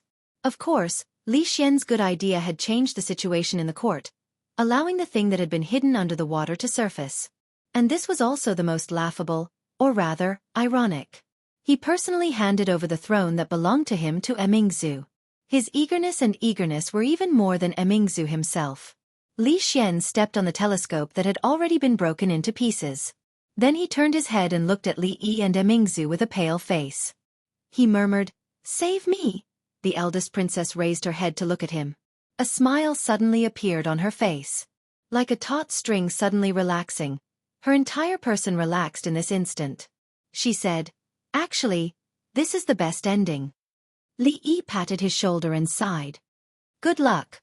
We all think highly of you." "No, you can't do this to me." We agreed. Li Xian's body trembled. His expression was terrified, and his voice was slightly hysterical. "I'll go back first," Emingzu said softly. She turned around and walked in the direction she came from. Li Yi didn't know what to say to her. At this time, it was not only that matter that was involved, but also her life experience. In an instant, her father was not her father, and her mother was not her mother. For the past 20 years, she had been kept in the dark. No matter how strong she was, she needed time to accept it. "I'll go back too." Li Yi shook his head. With such a huge gap, not only Emingzu needed time, but at this time, all three of them needed time. Li Xian shook his head violently and murmured, "You can't do this, you can't do this." Li Yi really couldn't think of any words to comfort him. After looking at him apologetically, he turned around and left. The proud Lolita ran over from a distance. She raised a roasted black chicken wing to Li Yi and said, "Sir, the chicken wing is ready. I roasted it for you myself. Try it." Li Yi took the chicken wing and took a bite. He knew that she not only forgot to add seasoning, but also did not roast it well enough. The outside was already black, and the inside was still a little raw. The proud Lolita asked expectantly, "How does it taste?" Li Yi finished the chicken wing in 2 or 3 bites, wiped his fingers, and nodded. "It's delicious." "Then I'll roast it for you, sir." The nervous expression on the proud Lolita's face disappeared. Finally, joy appeared on her face, and she ran quickly to the grill. Li Yi stopped her, shook his head and said, "Sir has something to do. I'll go back first." "Oh." The proud Lolita responded with some disappointment. Then she raised her head, smiled, and said, "It's okay. Sir's business is more important. If you like it, I'll roast it for you next time." Li Yi smiled at her, turned around, and left. After a while, the proud Lolita put her hands on her hips and looked down at Li Han, who was squatting on the ground. She asked, "How is it? Is it delicious?" Li Han said with a bitter face, "I'm not eating it. The outside is burnt, and the inside is not cooked. I forgot to add seasoning. It's not delicious. I'll have diarrhea if I eat it." "Nonsense." The proud Lolita looked at him with shame and anger and said, "I roasted it like this just now. Sir said it was delicious, and he ate it all." Li Han's face became even more bitter. He looked at her and said, "That's because Sir likes you. No matter how bad your roasted food is, even if you gave Sir a raw one, he would still say it was delicious." The anger on the proud Lolita's face immediately turned into shyness. She pinched the corner of her clothes and said to herself, "Really?" Mother seemed to say the same thing. "Really, really?"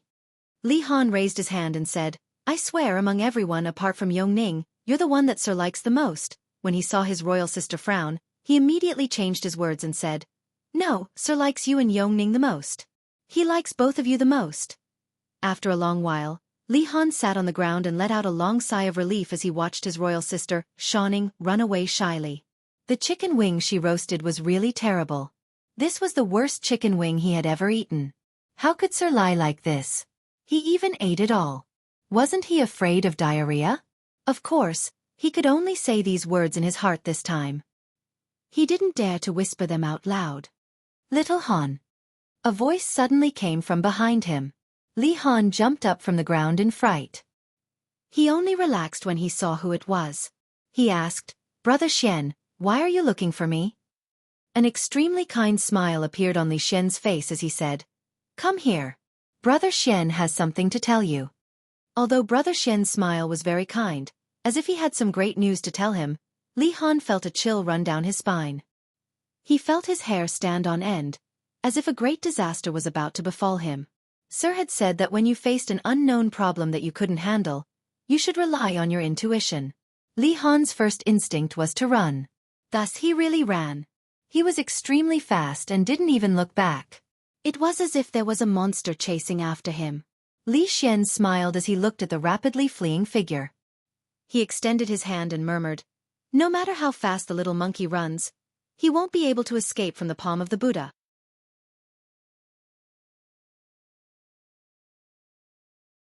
Chapter 942. No matter how powerful Sun Wukong was, he couldn't escape from the palm of the Buddha. In the end, Li Han was still captured. After being forced to sit down at the table, he became much more well-behaved. He lowered his head and asked dispiritedly, "Brother Xian, why are you looking for me?" Since ancient times, speaking was an art.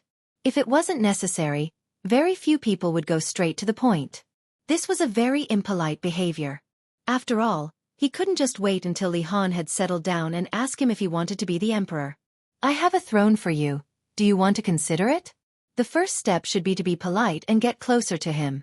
Li Xian handed over a chicken wing that he had just roasted and asked, "Xiao Han, how are things at the Mathematics Institute recently? Are you busy? Are the professors at the Imperial College safe and sound? I heard that you often go to the Women's Institute recently. Do you have a girl you like? Don't be shy, just say it." Brother Xian was like you back then. The Imperial College's mathematics department had been defeated by Li Han fair and square. They had lost face, and the mathematics department had been directly merged into the mathematics department. These people had been thinking about how to raise their heads again and wanted to make the mathematics department independent again. Of course, they had been ruthlessly attacked by Li Han every time. He had already announced that unless those people could defeat him in a fair and square battle, they would have to obediently become subordinates of the Mathematics Academy. There's nothing to worry about those idiots. Li Han shook his head and suddenly blushed. "Brother Xian, who did you hear this from? I don't often go to the Women's Institute. It's just a bunch of troublesome girls, what's there to go?" He actually often went to the Women's Institute. Sister Shanning was as fierce as a tiger cub. She would only become a sheep in front of her teacher. However, He Duanwu, who often played with her, always spoke softly and always gave him delicious food. She was much gentler than Sister Shanning. Li Xian only asked casually and didn't continue the topic. He had already said all the pleasantries and now it was time to get to the main topic. He leaned towards Li Han and asked, "Xiao Han, have you ever thought about being the emperor?" Li Han had already brought the chicken wing to his mouth. He was startled when he heard this and asked curiously, "Big Brother Xian, why do you ask?"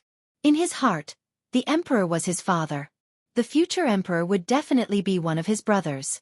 It had nothing to do with him. He only needed to guard the School of Mathematics. When the teacher gave him the position of the dean, he would be the absolute master of the School of Mathematics. Although he had almost achieved this, he was still a man. Who didn't want a proper title? Li Xian looked at him and said, "Just tell me if you want to or not." Li Han stared at him with an aggrieved expression. "Brother Xian, I'm still a child." Li Xian's face revealed a trace of anxiety as he said, It's not like I'm asking you to be one right now.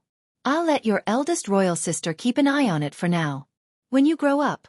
Li Han gave it some thought and asked, but what about King Qi and King Xian's royal brothers? They can go back to where they came from. Li Xian waved his hand and asked, just tell me, if you were to become the emperor, would you be willing? I'm not willing. Li Han replied straightforwardly. He knew how tired his father was in the past. He didn't even have time to play with him. If he became the emperor, how would he manage the school of mathematics? How would he have the time to play with He Duanwu? This was a debt that didn't even need to be calculated. Coincidentally, he was very good at calculating debts. Furthermore, he looked at Li Xian and said, Father is doing fine as the emperor. Why do you have to ask me? Imperial father, imperial father. Li Xian opened his mouth, but in the end, he didn't finish his sentence. He snatched the chicken wing from his father's hand, waved his hand and said, forget it, it's fine now. Go and play. He lay on the grass and gnawed on the chicken wing as he pondered about life. His uncle had become his father, Her Highness had become his mother, his father had become his uncle, and his mother had become his aunt.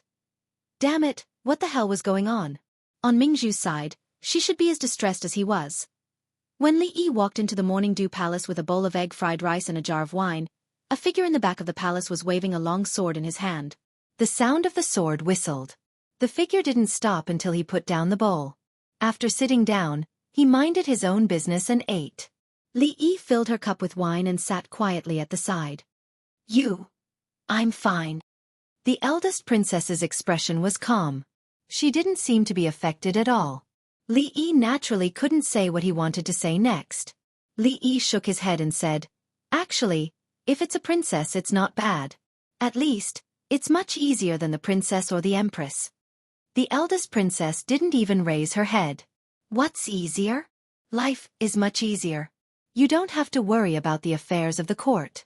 Just leave it to Li Xian. Li Yi looked at her and said, don't put all the burdens on your shoulders. It's not your responsibility. It's Li Xian's. You should also have your own life. To be honest, unless it's absolutely necessary, I don't want you to take that step. Once you've taken that step, it's very difficult to take it back. I also think it's easier to be a princess. Mingzhu raised her cup and said, drink with me. Li Yi didn't like to drink, especially this kind of strong wine.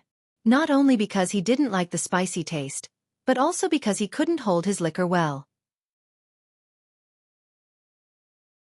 When he was drunk, it was easy for him to do something out of line, especially in the presence of the opposite sex. If he took advantage of a girl, he wouldn't be able to explain himself. Of course, the person he was drinking with was the eldest princess. The princess should be worried about him. However, today's situation was special. He might as well risk his life to accompany the princess and get drunk. Drink. Li Yi filled his cup, clinked his cup with hers, and drank the wine in one gulp. His head hurt. Li Yi didn't know how many cups he drank yesterday.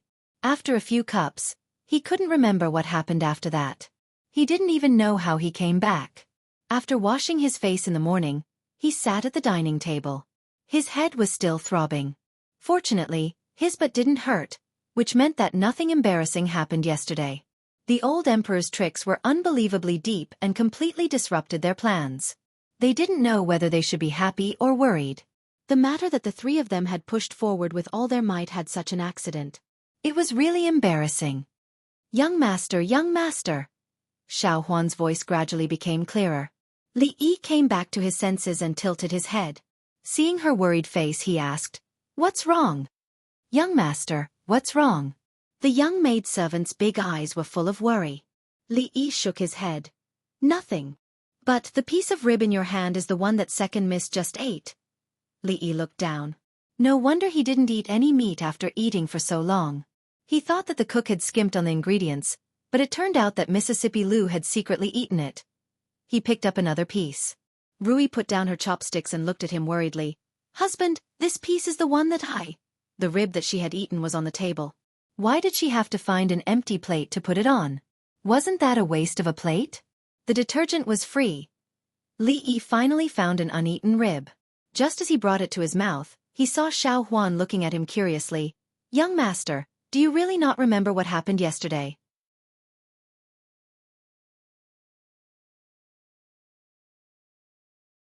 Chapter 943.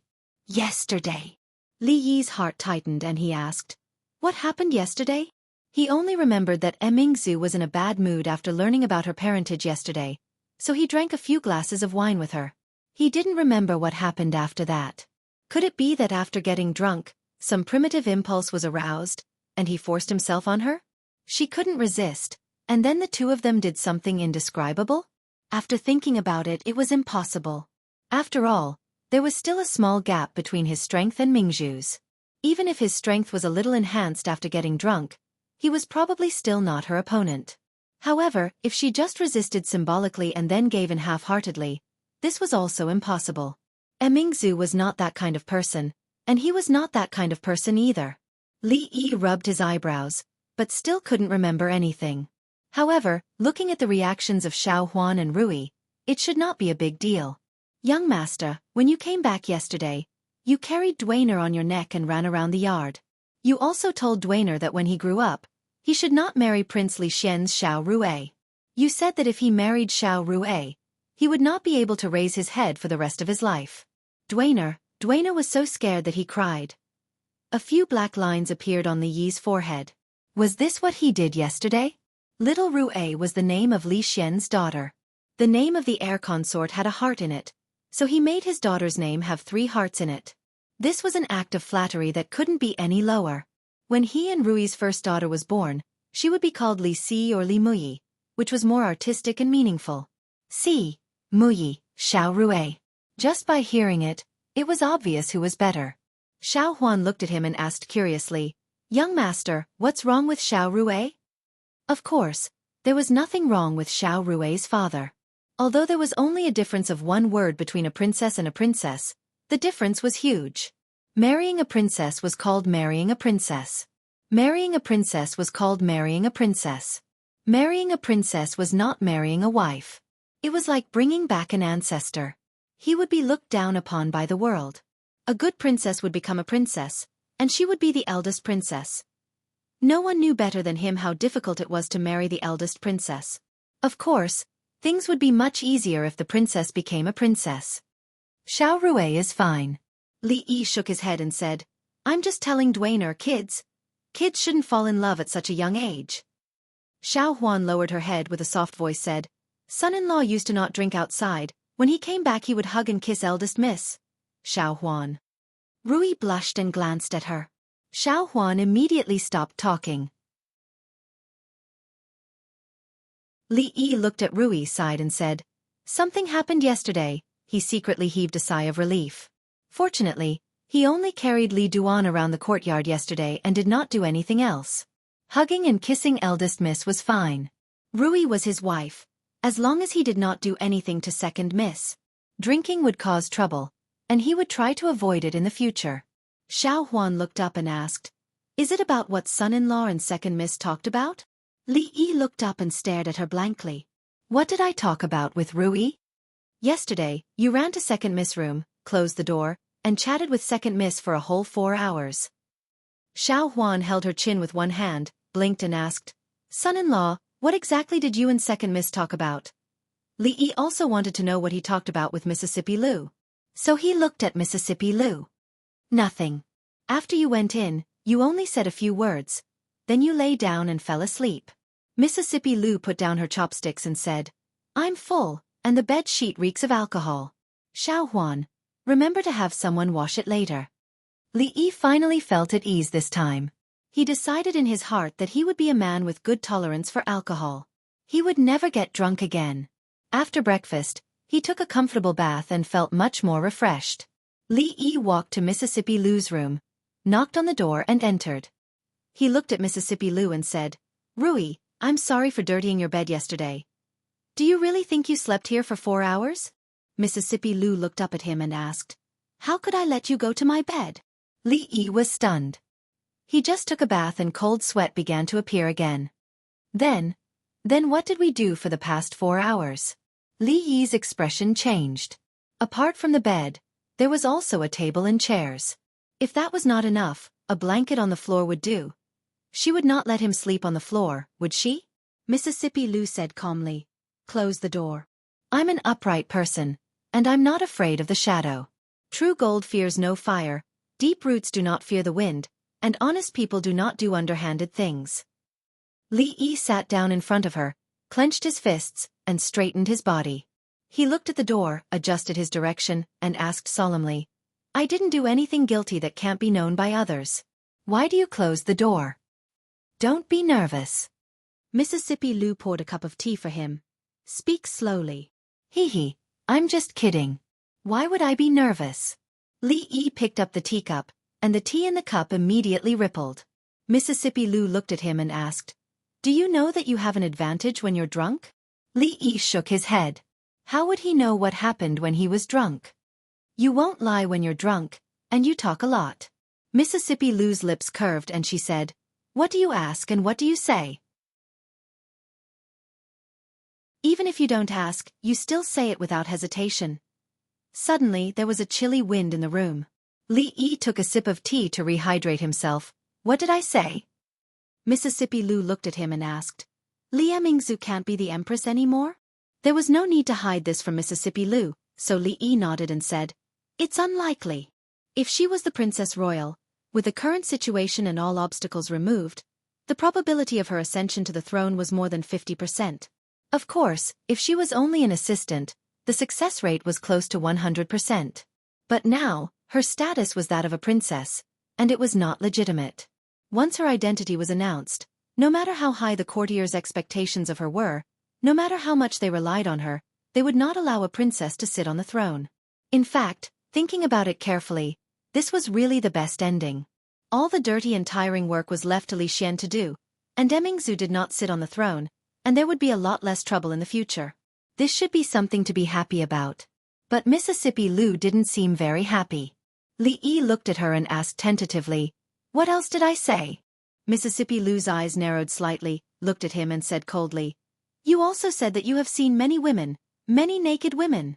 Slander, naked slander. Except for Rui, Zuamo, and Mississippi Lou herself, he had never seen other women naked. Mississippi Lou was hazy at that time, and she was in the bathtub, so it couldn't be counted at all. Zuamo was just an accident. There were only 2 people in total, and they were all his women. What was wrong with this? You want to lie to me again. Li Yi looked at her and said seriously, I can swear to God except for that time with you, I have never seen other women naked that I shouldn't see. Which time? Second Miss Lou picked up autumn water and thought of something. She gently put it down and looked at him, asking coldly, Is that so? Then tell me, Bo Duo Yi Jie, Big Chow Wei Jiao, Tian Hai Yi, Tao Tani Satoshi, Li Xiang. Who are these women? Li Yi put down the teacup, pursed his lips and looked at her. He asked, What question did you ask me last night when I was drunk? Mississippi Lou looked away and said, I didn't ask. You said it yourself. Li Yi didn't expose her lie. He sighed and said, Can the words of a drunk person be trusted? Think about it, Padokid, Zuamo, Amami, Jing Kingdom, and Qi Kingdom. Are there people with such strange names around us? What about Li Xiang? What else do you have to explain? This. Li Yi looked at her and explained, Tao Tani and Li Xiang are actually the same person. You really don't know them? Li Yi looked at her eyes and said, I swear in this world without them, it's even more impossible for me to know them. Mississippi Lou looked at him and didn't see any signs of lying in his eyes. Li Yi, on the other hand, was slightly terrified. 4 hours, 240 minutes, 14,400 seconds. She even knew about Li Xiang. How many questions did she ask him? What else did she not know? Li Yi looked at her and asked cautiously, What else did I tell you? A meaningful smile appeared on Mississippi Lou's face. Why don't you take a guess?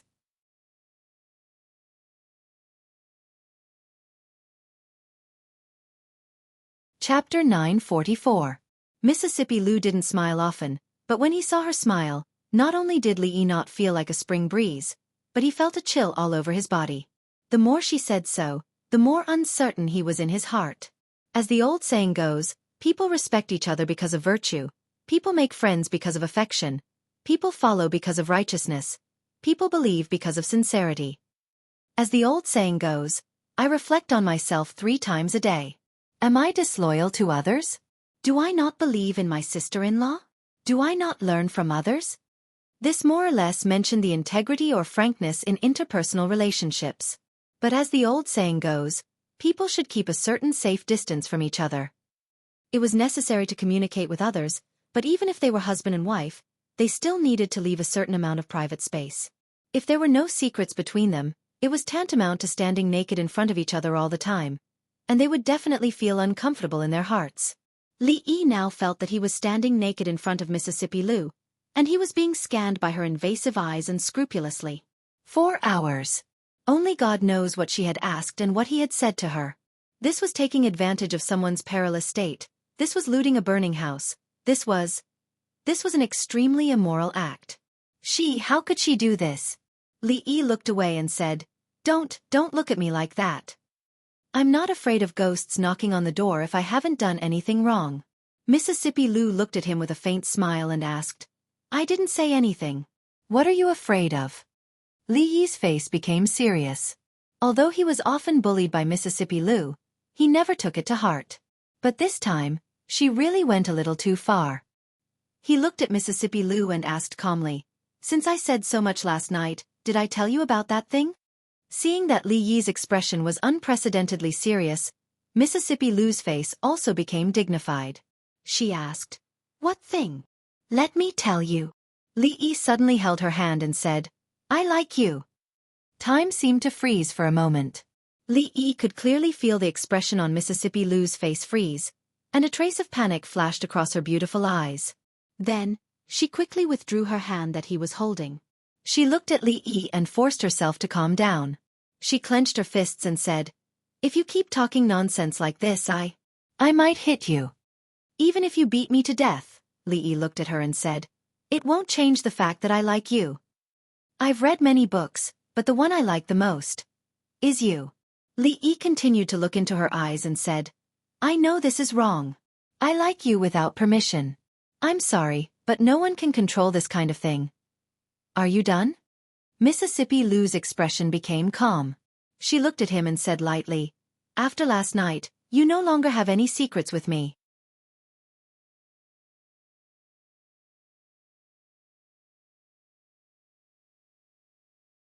The relationship between him and County Marquis Lee was not strange, but it was not familiar either. Although he appreciated him very much in his heart, County Marquis Lee always had a faint alienation and resistance to him, a prince, and kept him thousands of miles away. This time, for some reason, he was especially enthusiastic.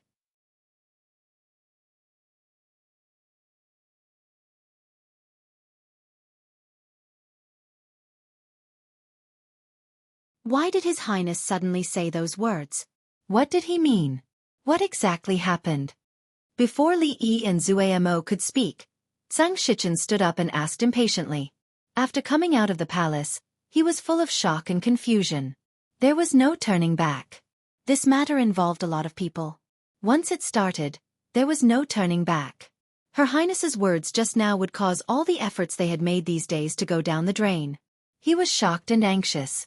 It was already very difficult for him to endure until now. Li Yi sat down, picked up the teacup, and said, It's what you understand. Zhang Shichen was stunned and suddenly said, Did things change?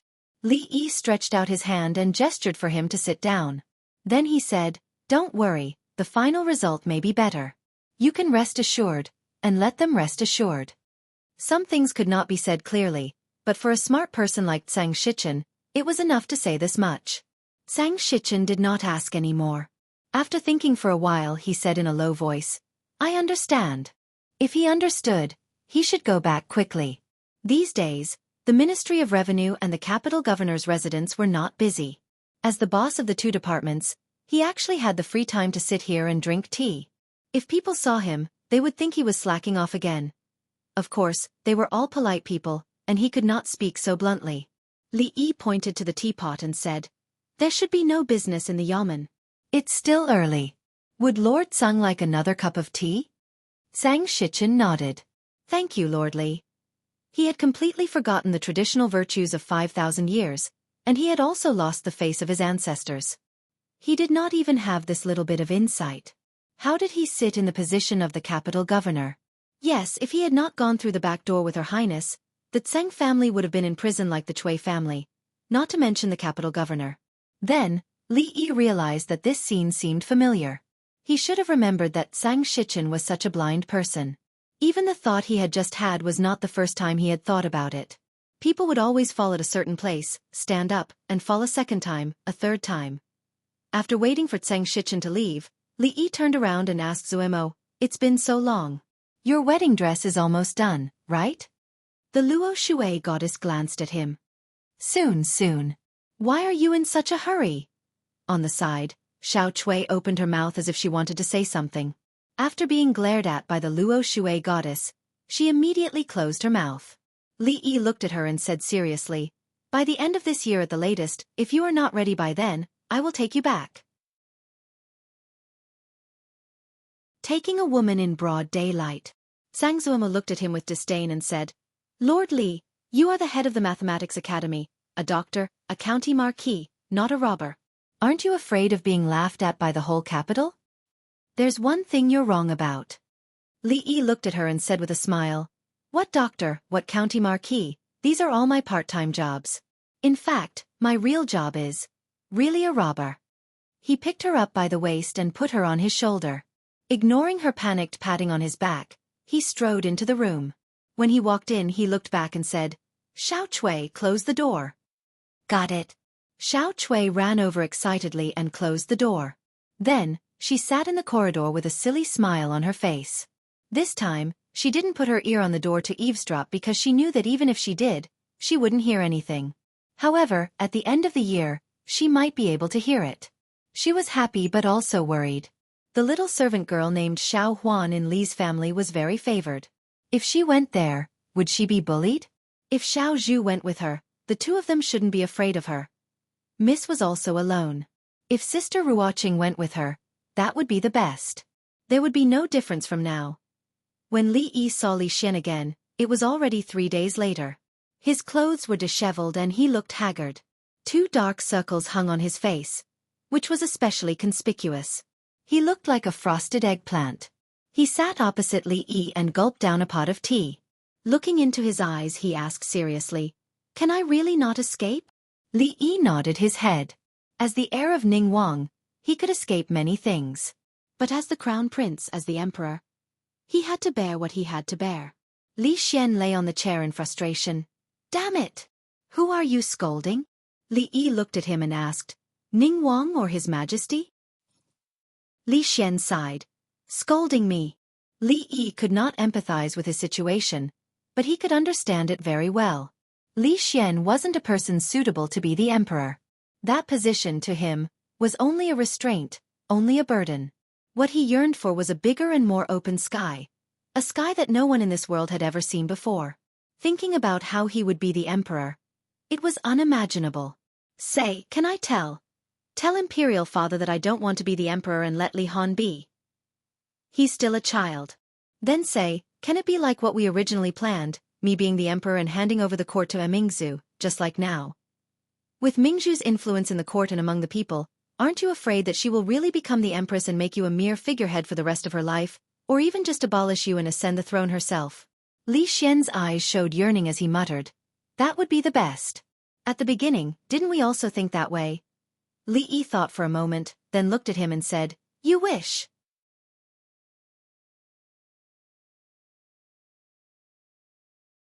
Chapter 946. Perhaps it had snowed a lot last winter, but there was no snow in the capital until the beginning of December this year. Of course, although there was no snow, the weather was very cold. The proud Lolita and Yong Ning wrapped themselves up tightly, only revealing a pair of large watery eyes. "Brother!" Yong Ning had caught a cold a few days ago and had been recuperating in the palace. Only when she recovered was she allowed to leave the palace. Just as she walked to the door, she saw Li Yi. She opened her arms and quickly ran over. Perhaps it was because she was wearing too much. She accidentally tripped when she crossed the steps. Li Yi's figure flashed, and just as she was about to fall, he picked her up. He touched her nose and said, Be careful. The proud Lolita walked over and raised her head to look at Li Yi. She said pitifully, Sir, it's so cold. I want to drink some soup to warm myself up. Li Yi used his hand to cover her ears and said, It's cold outside. Let's go in first. The inside and outside of the house were two completely different worlds. After the two girls went in, they immediately took off their outerwear. Li Yi hung up their clothes and inadvertently glanced at the proud Lolita who had taken off her shoes and climbed onto the bed. He felt that there was no need for her to drink soup.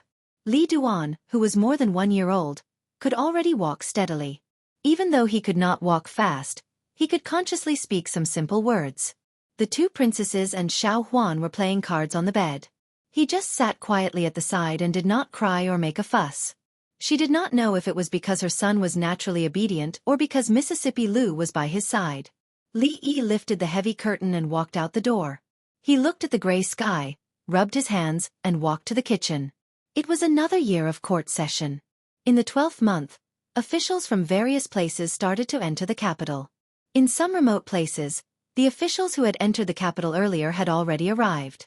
Of course, the ones who arrived the fastest were the nobles who had been in theft outside. Ever since the weather turned cold in the 11th month, the old emperor's health had been deteriorating. The atmosphere in the court and palace was also as oppressive as the gray sky.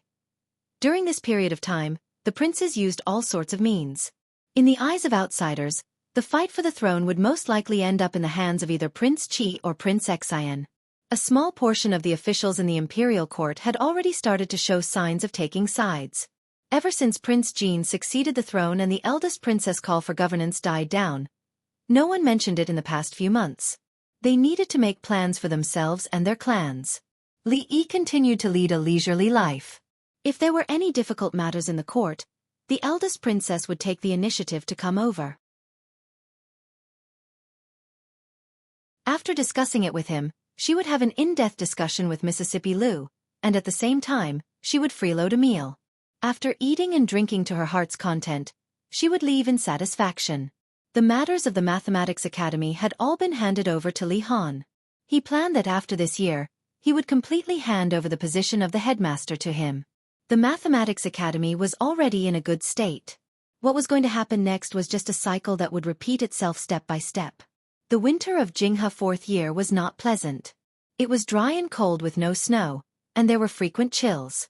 It was not just Yongning. Ruoqing had also caught a slight cold 2 days ago. Although she was feeling better now, she still had some symptoms of coughing. Li Yi cooked some pears with rock sugar and placed them in a thermos cup to bring over. Pushing open the door of the courtyard, Xiao Cui and Xiao Zhu were playing shuttlecock in the yard. Li Yi asked casually, Xiao Zhu, where is Ruoqing? Xiao Zhu was playing shuttlecock. In such a cold weather, there were fine beads of sweat on her forehead. She must have been playing for a long time. She did not raise her head and said, Miss is in the room. Li, you can go and find her yourself. Li Yi walked through the moon door and walked to the corridor. Ruoqing's door was closed. She should be resting. The thermos cup could keep her warm for a long time. Li Yi did not disturb her immediately. He pushed open another door, walked straight into Zue Mo's room, and put the things on the table. Looking at the bed, he found that she was still sleeping. It was not early. Even if it was a lunch break, she should have gotten up. Li Yi walked over and said, Get up, the sun is shining on your butt, you still sleep. The person on the bed was motionless. If you don't get up, I will go up. Li Yi said as he walked to the bedside. Seeing that there was still no movement from the bedside, he first rubbed his hands to warm them, then reached under the quilt, reached under her neck, and put one hand through her legs, carried her horizontally, kissed her gently on the neck and whispered, Get up. Sister Ruoqing, are you awake? Drink some hot water. Hearing the voice, Li Yi turned his head and saw Zuemo walking in from outside the door. He only felt a little confused. To Zuemo? He lowered his head. He did not know when the woman in his arms had changed from Zuemo to Ruoqing. Her back was originally facing him. When he picked her up, he only cared about kissing her and did not pay attention to her face. Her eyelashes fluttered, and she slowly opened her eyes. There was still a trace of confusion in her eyes. She looked up at Li Yi, and a smile appeared on her face. She reached out and put her hand on Li Yi's face, murmuring, Is it another dream? Zuemo stood at the door, looking straight at him and asked, "What are you doing?" "I." Holding Ruoqing in his arms, Li Yi looked at Zuemo and murmured, "What am I doing?" "Come here." Zuemo glared at him and turned to walk outside. Li Yi looked down at Ruoqing and said with a bitter smile, I didn't do it on purpose." At this moment, Ruoqing naturally knew that this was not a dream. Blushing slightly, she explained, "It doesn't matter. The room here is warmer. These 2 days, she has let me sleep here." She looked outside and said, "I'm fine. Go and explain to her quickly." Li Yi gently put her down and tucked her in. He took the soup bowl and scooped a bowl of soup. "This is rock sugar snow pear soup," he said. "It has a secret recipe from the palace. Drink a little. Very soon you won't be coughing anymore." When he walked to another room, Zuemo was already sitting in front of the bed waiting for him. Li Yi explained, "I just thought Ruoqing was you." "I know." Zuemo looked at him and nodded. "I asked Sister Ruoqing to sleep in my room. It's not your fault. It was good to have a reasonable other half. When there was a misunderstanding, there was no need to explain so much. Actually, even if it wasn't a misunderstanding, and you really wanted to hug Sister Ruoqing, I wouldn't be angry." When Li Yi walked over, she suddenly raised her head and said, "You should marry Sister Ruoqing too. I know you like her too. Anyway, marrying one is marrying. Marrying two is also marrying. I'll help you persuade her. She likes you no less than me. I'll persuade her. She will definitely agree." It was good that the other half was reasonable, but if it was too reasonable, there must be a trap. The reason Li Yi could live well until now was that he was used to all kinds of tricks and would not fall into such a clumsy trap. Li Yi frowned and said, "What nonsense are you talking about?" "You." Zuemo looked at him and said seriously, "I'm not talking nonsense. She and you started earlier than me. She liked you earlier. I stole the person she likes. I'm sorry for her." Acting was a piece of cake for her and Ruoqing. Li Yi naturally would not be fooled by the surface. He shook his head and said, "Don't think too much all day. I peeked at Sister Ruoqing's diary. I know how she feels about you. I know how much she likes you." Speaking of the diary, memories that were almost forgotten surfaced, and Li Yi's heart began to tangle again. Zuemo looked up at him and asked, "You know all this too, right?"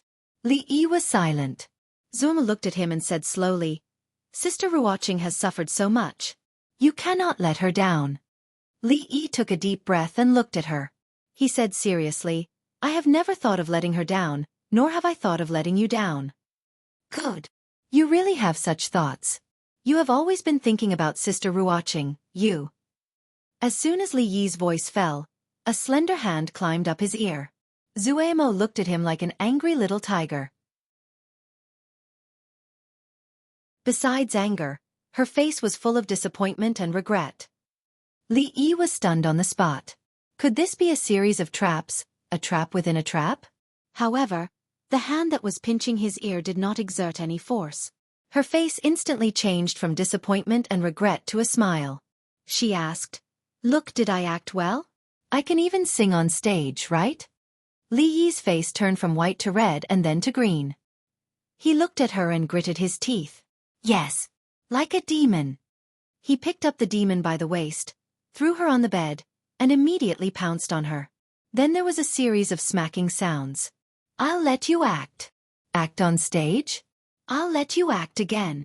You are the biggest bad guy in the world." After a moment, she leaned against Li Yi's chest and rubbed her butt with some grievance. She murmured, "You bad guy, if you let us down, I will bite you to death." Hiss. Li Yi sucked in a breath and said in pain, "You can't bite that place."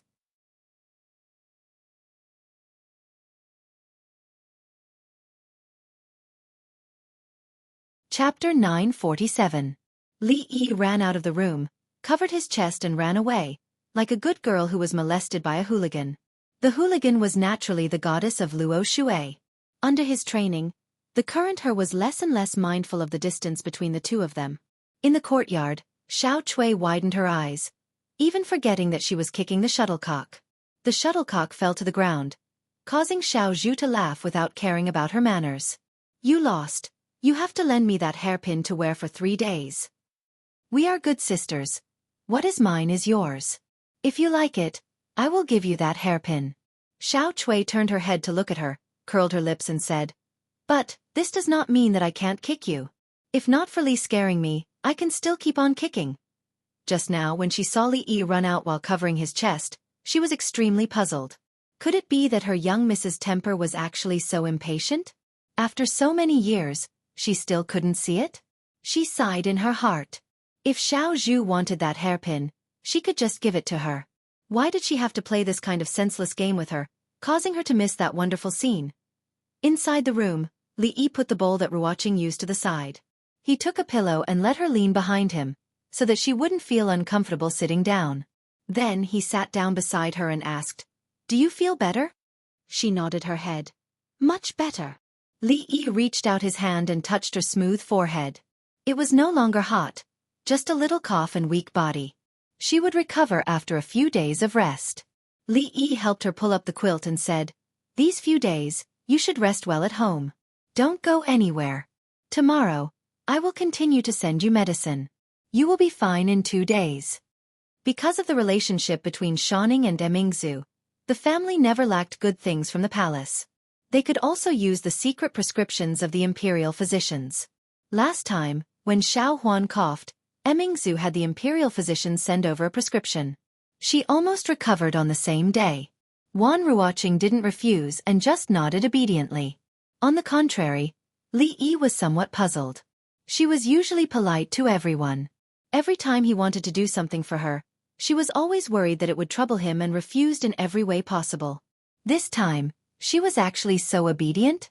However, it's better for girls to be obedient. Obedient girls are likable. Disobedient girls, like Mississippi Lu, are likable too. Of course, he didn't know that the 2 rooms were adjacent to each other and had opposite layouts.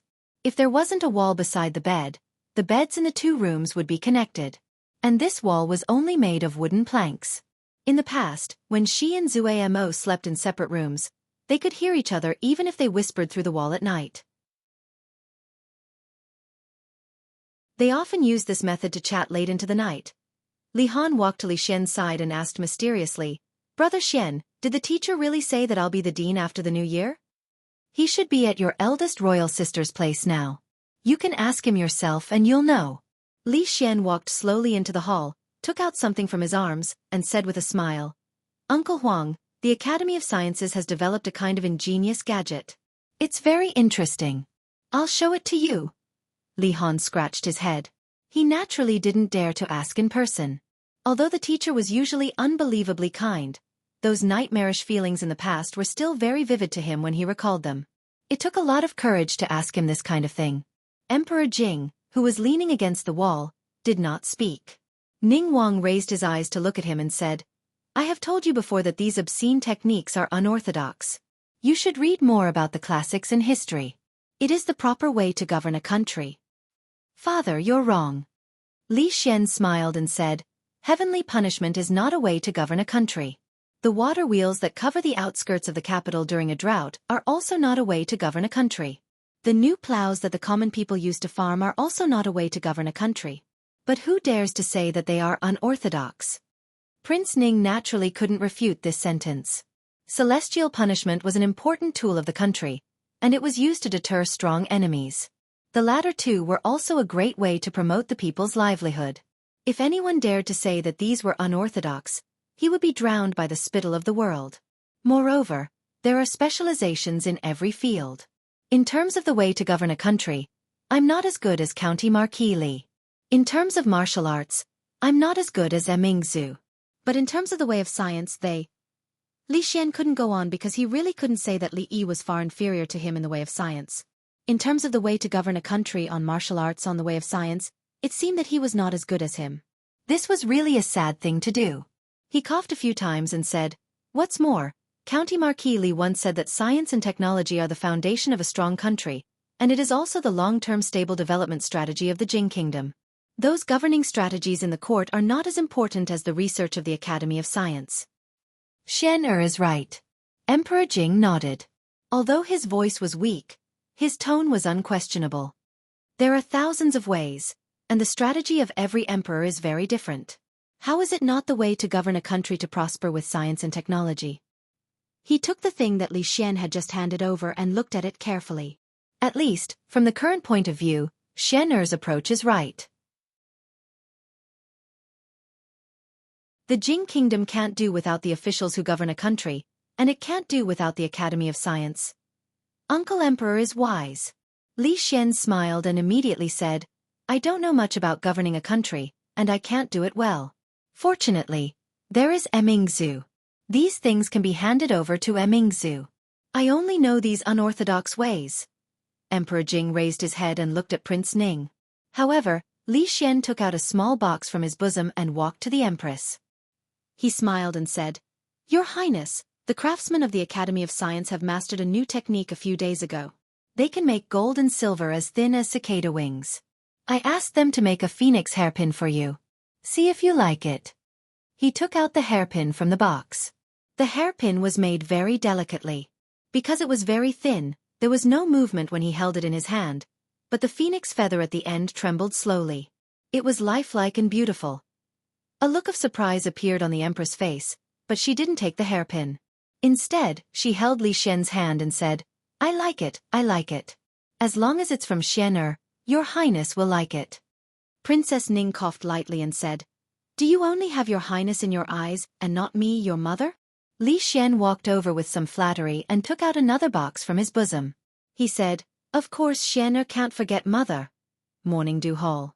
The princess ate the egg-fried rice and asked with some doubt, Why is the rice they made with the same ingredients and the same steps different from yours? Maybe they didn't put in the effort, Li Yi said casually. If the same ingredients and steps could make delicious food with the same taste, then what was the use of those world-class chefs? Heat control, time, frequency of stir-frying. There were many tricks involved. It wasn't something that others could master. Besides, when those imperial chefs made the egg-fried rice, did they put so much love into it? Putting aside the love egg-fried rice, Li Yi thought of another matter. He looked at her and said seriously, In the future, you have to be careful of Li Xian. Emingzu looked up at him with doubt in her eyes. He is still a crown prince now. Li Yi explained, When he becomes the emperor in the future, it will be much easier for you to be the empress. You have to guard against him, be careful not to be betrayed by him. Uncle Huang, what Xian Er said is true. When it comes to governing a country, Li Yi and Emingzu are much more proficient than me, especially Li Yi. He actually knows everything. But he is lazy. Only when Emingzu looks for him, he will say. Li Xian thought for a while and said, A minister of nobility can't restrain him. If he is made prime minister, he can't be lazy anymore. With the two of them working together, there is no problem that our Jing kingdom can't solve. Li Xian was very excited. Emperor Jing smiled and looked at him. He suddenly said, Since Xian Er knows, you still won't call me imperial father? Li Xian's expression froze and his voice stopped abruptly.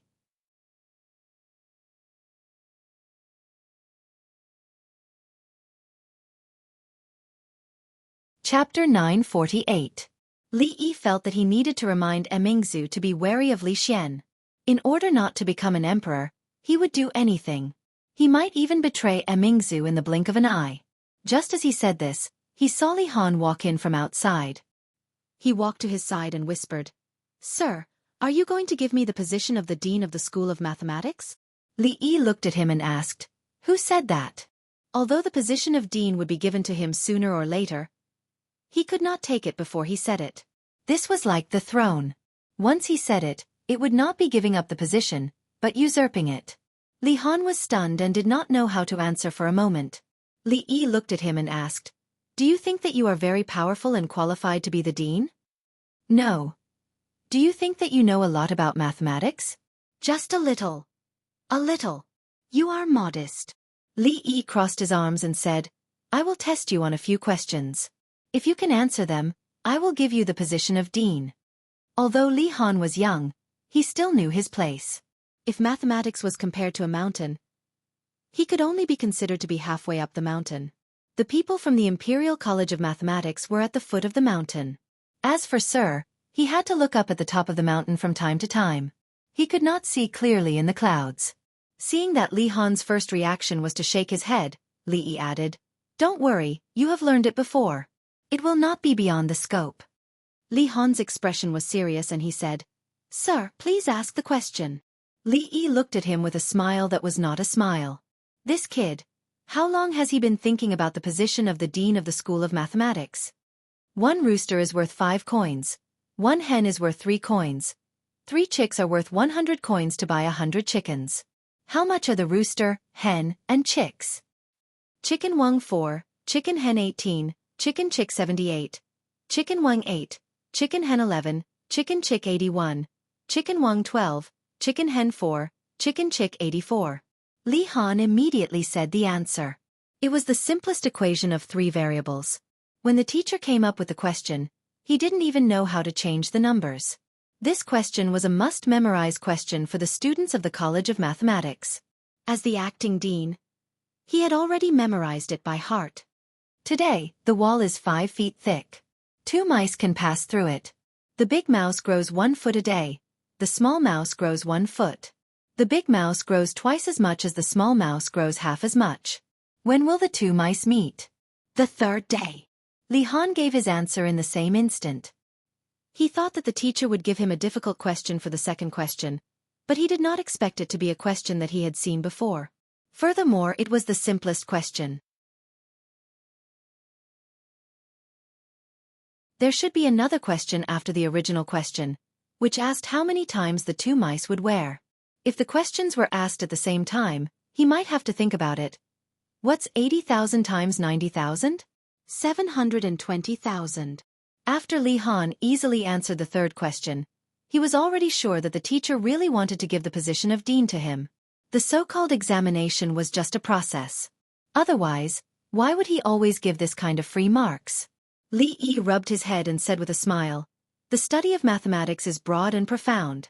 Remember not to be arrogant and conceited. Go back." When Ning Wang accompanied Ning Wang Fei into the main hall, he just happened to see Li Han walk out.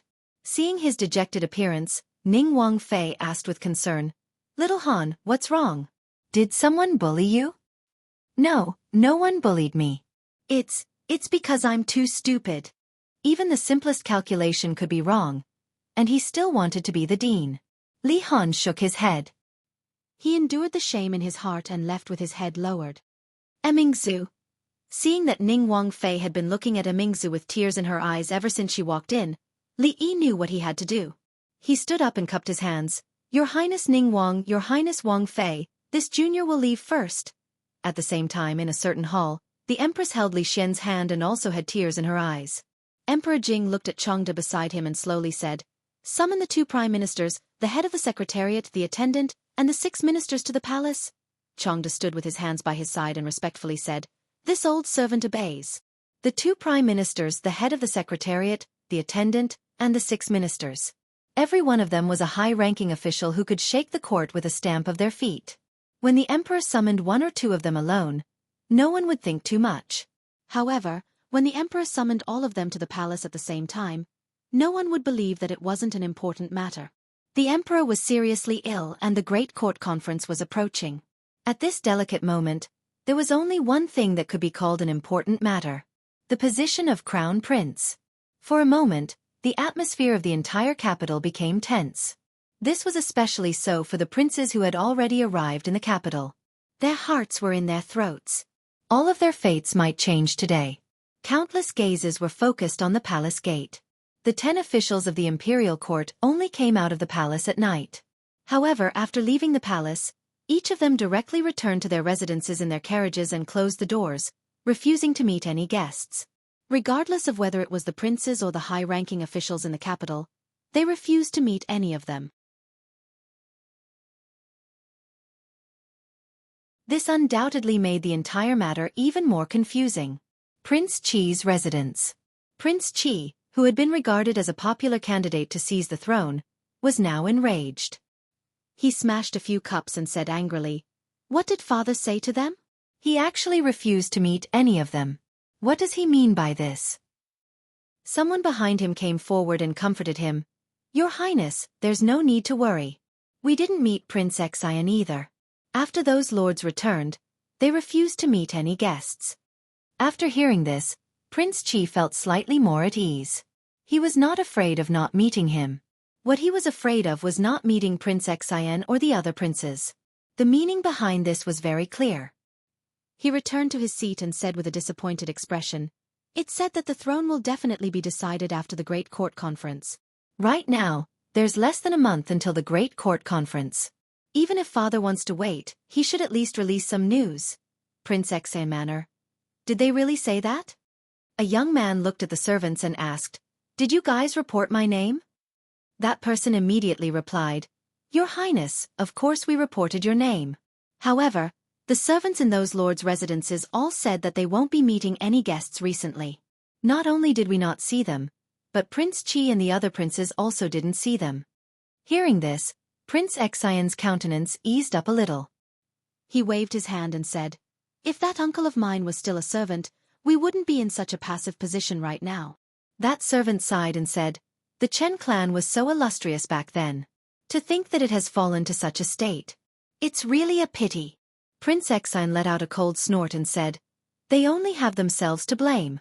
Chen Qing is Ai's uncle, but he didn't help Ai back then and chose to side with the king of Shu. Now, the clan that had several decades of glory has fallen to such a state that they almost became prisoners. Who can they blame for this?" Prince Xian was clearly still brooding over what had happened back then. When that servant heard this, he no longer dared to say anything else. Prince Xian and Prince Qi were not the only ones feeling perturbed. All the princes in the capital, as well as the high officials and nobles, felt very uneasy. However, there had been no news of what His Majesty had said to those lords. They could only wait for the upcoming Great Court Conference. The capital, which had been in a state of turmoil due to the fight over the position of the throne, suddenly quietened down again. However, everyone knew that this was probably the last moment of peace before the storm. Li Yi was really quiet. He held on to Li Duan with his left hand and Yongning with his right. His heart was extremely quiet. Li Duan was already very familiar with this little aunt of his and was willing to get close to her. Other than his family, the person he was the most willing to get close to was Shawning. Perhaps it was because the proud Lolita had been with him for the longest period of time. The closeness he felt toward Shawning was far greater than that of others. Yongning did not need to return for the next few days. After all, she had not fully recovered from her illness and would need to undergo psychological treatment from time to time. During this period of time, she did not need to stay in the palace. After coaxing the two little fellows to sleep, Li Yi still did not feel sleepy at all. The courtyard was a little cold, but he did not mind it at all as he lay on the chair. The sky was pitch black with no stars. The night was exceptionally quiet. Many things had happened recently. It had only been a few days, but the eldest princess was no longer the eldest princess. Li Xian was also going to become the emperor. His original plans had been completely disrupted. For a few moments, he started to feel lost about the path he was going to take in the future.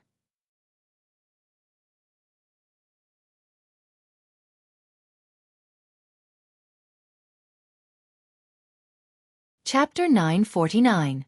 It was already the 20th of the 12th lunar month. In another 10 days, it would officially enter the 5th year of Jinghe. Many high-ranking officials and dignitaries in the capital had already begun to busy themselves with the New Year's festival. The common people were naturally busy as well. While they were busy, they couldn't help but feel a little worried. The weather seemed to be colder than in previous years, but there was no snow in the capital this year. Not only the capital, but there was no snow in the 13 states of the Gyeonggi region. For experienced farmers, they naturally knew what this meant. If it didn't snow this winter, the harvest next year would not be optimistic. Ruoqing's body had recovered.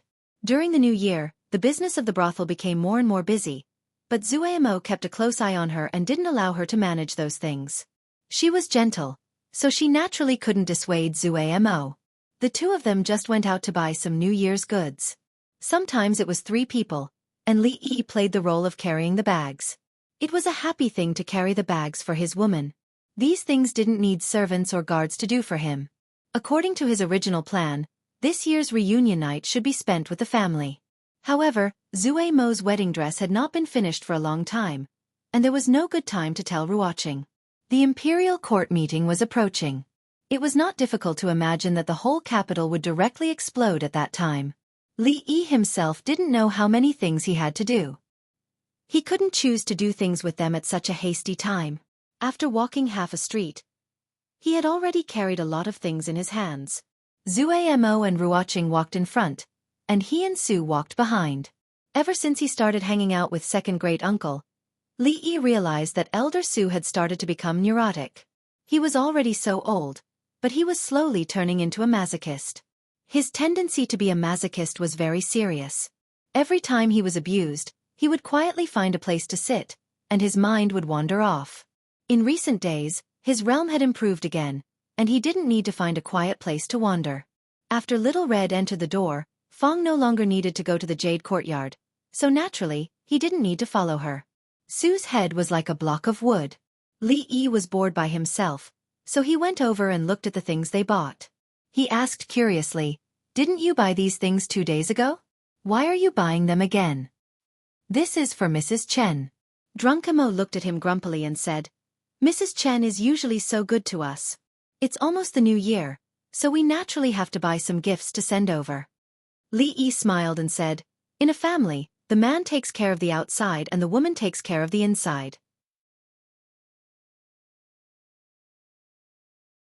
I know you will think of these things. Whose family with you?" Drunk Ink glanced at her and took Ruoqing's hand, saying, "Let's go to that shop and have a look." Ruoqing looked at her and smiled, and was immediately pulled away by Zuemalia. Realized that ever since she had let go of the knot in her heart and said those words, some things had changed. For example, she had started to be on the same side as Ruoqing, making him seem like an outsider. He wouldn't lower himself to her level now, but after she married into the family, he would deal with her properly. As for what she had just said, he naturally wouldn't ignore it. Although the Chen family had been confiscated, their property confiscated, and their servants chased away, it wasn't as if nothing had been left behind. Chen Chong and the Chen brothers now ran a cloth shop. It wasn't big, but it was more than enough to support a family. Of course, as the only designated supplier for the ready-made clothing shop in the capital, they didn't have to worry about business at all. Chen Chong didn't accept his gift, but he didn't reject it. What a hypocritical fellow. It wasn't easy to run a shop in the capital, especially for a family like the Chen family that had once been glorious and then quickly declined. Former friends might not still be friends, and former enemies would definitely still be enemies. These days, the people he had arranged in the open and in the shadows had already helped them clear up countless troubles. Seeing Zuamo and Ruoqing enter a shop, he quickly followed. Chen Cloth Shop. This was a newly opened cloth shop in the capital. Its name was ordinary, but the people who opened it were not ordinary at all. Once, the House of Duke, the Chen family had 2 sons. One was a minister, and the other was a third-rank attendant. They had countless friends and had unparalleled influence in the capital. They were the people that most of the common people and even the nobles looked up to. But that was then and this was now. The present Chen family was just a commoner's family, no different from the majority of the people in the capital. The common people often talked about the prosperous poor, but they loved to see the nobles in distress even more. Every day, many people would come here, not to buy cloth, but to see what the once glorious Chen family had fallen to. After Chen Chong entered the shop, he waved his hand and said, "Li Jun, these rolls of cloth were ordered by a customer yesterday. They will be coming to collect them soon. Move them over there." "Yes." Chen Li Jun, who had once been one of the capital's greatest profligates, was now wearing extremely ordinary clothes. Hearing this, he immediately ran over, strenuously picked up the rolls of cloth, and placed them on the other side of the shop. Chen Chong lifted a curtain and walked into a small room inside. Frowning, he said, "Miao Yu, didn't I tell you to rest at home? Why are you here again?" Among the women, third Miss Chen looked back and shook her head. "It's so boring staying at home. Why don't you come over and teach them how to embroider? If you feel bored, let Xiaoer accompany you to the brothel to watch a show. I heard that there's a new show going on there recently." "It's fine, second brother. I can only feel at ease if I have some work to do." Chen Chong looked at her, shook his head slightly, and finally said no more. Inside the shop, seeing that another customer had come in, Chen Li Jun hurriedly got up, walked over, and asked, "Sir, are you looking around or?" A young man smiled and said, "To collect the goods." Chen Lijun nodded his head and said, "Please show me your bill." The young man took out a piece of paper from his bosom. Chen Lijun glanced at it, then walked to the other side and quickly came back with a roll of cloth. He said, "This is your cloth. Please check it. If there's no problem, just pay the balance." The young man opened the roll of cloth and turned it around to examine it. He asked, "Is this cloth sturdy? Don't pass it off as good. If it's not sturdy, I won't pay." Chen Lijun smiled and said, "Sir, don't worry. In the entire capital, you won't be able to find cloth as sturdy as ours." Rip! The young man stretched out his hand and lightly tore the cloth in his hand. He threw the roll of cloth on the ground, looked at Chen Lijun, and asked, "This is the sturdiest cloth in the capital?" Chen Lijun stared at him in a daze. In terms of patterns, the cloth here could not compare to other places, but in terms of sturdiness, this was already the best in the capital. Who would have thought that the person before him would be able to casually tear this cloth apart with his bare hands? The young man took out a few more pieces of paper and handed them to another shop assistant. He asked, "These are the other rolls of cloth I ordered from you yesterday. Where are they?" The shop assistant pointed in a direction in a daze and said, "There. They're all over there." The young man strode over, opened a roll of cloth, and lightly tore it. After a sound like silk tearing, he casually threw the roll of cloth away and stepped on it. Rip! Rip! Rip! All of the rolls of cloth in his hands were like paper. He easily tore them apart and threw them on the ground. He stood in the middle of the rags and indifferently said, "This is the sturdiest cloth in the capital that you spoke of?"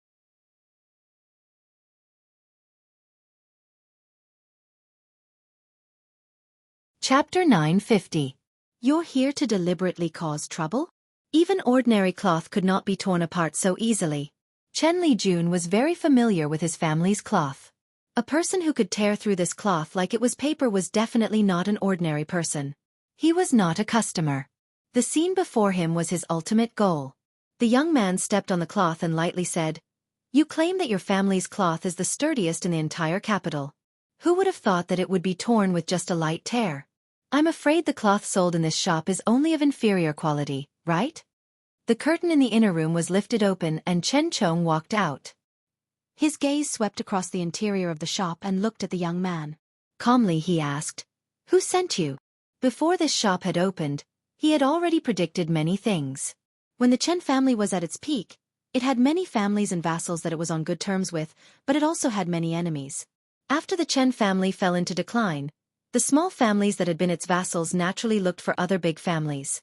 Some of the families that it was on good terms with were exiled, some were still in prison, and the rest avoided the Chen family like the plague. Of course, there were also many people who were happy to see the Chen family in its current state. As they walked by, they would throw a few stones and spit a few times.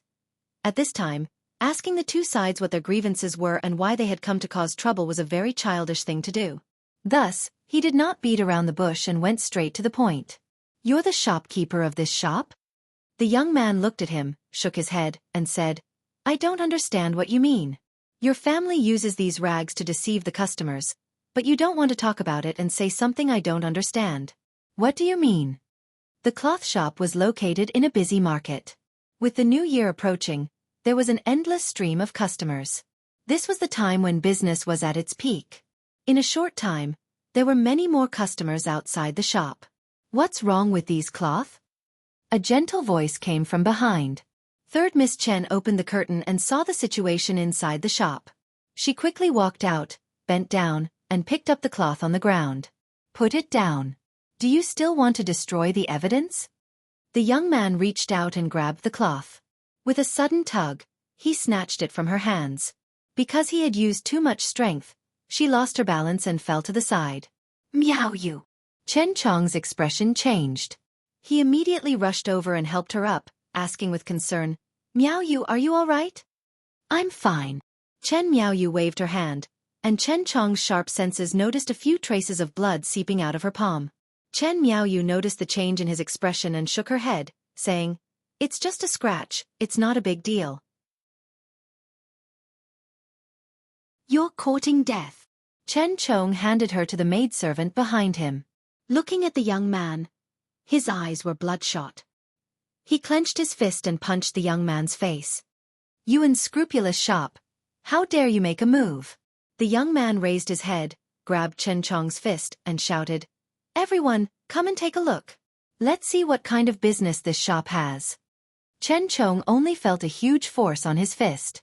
His arm could not move forward, nor could he pull it back. His fist was in excruciating pain, and beads of sweat immediately appeared on his forehead. "Hey, everything was fine. What's going on?" A rough voice suddenly came from the door. A man wearing coarse clothes and a handkerchief around his neck walked in. He patted the young man's shoulder and said with a smile, "Brother, if you have something to say, we can talk it out. There's no need to use force." Chen Chong felt the hand that had gripped his fist loosen, and his arm regained its freedom. The young man's body trembled. Under the man's light pat, his entire arm had gone numb. Chen Chong did not recognize this man who had suddenly appeared, but Chen Lijun did. This person had appeared on the second day that the cloth shop had opened. He had set up a tea stall in front of the shop. Normally, there was not much business. In the morning, Chen Lijun had been curious as to how this tea stall, which only sold a few cups of tea, was able to support his family. Knowing that the man in coarse clothes was an expert, the young man's expression changed dramatically. He shouted, "Assault! Unscrupulous shop is assaulting people. Come with me, let's destroy this unscrupulous shop. Hey, if you have something to say, talk it out, don't use force." The man grabbed the young man's neck and hurriedly said, "Brother, calm down, calm down. Hey, brother, why aren't you saying anything?"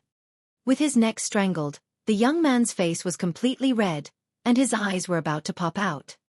He wanted to pry the man's arm away, but he could not muster any strength. "Let him go." 3 people rushed in from outside the door and shouted, "It's broad daylight, what do you think you're doing?" The 3 people blocked the man from 3 directions. Under the man's arm, the young man's face had already turned from red to white, and then to green. What are you doing?" Li Yi, Ruoqing, and Zue Mo walked in from outside and looked at the scene in surprise. The man let go of the young man, and the young man fell to the ground, gasping for breath. When the man saw Li Yi, a smile appeared on his face. When he saw the slovenly elder behind Li Yi, his eyes began to shine. Li Yi walked over, looked at Chen Chong, and asked, "What's going on?" Chen Chong shook his head. Someone must have sent someone to cause trouble again. Li Yi turned to look at the man and said, "Go ask him who sent him."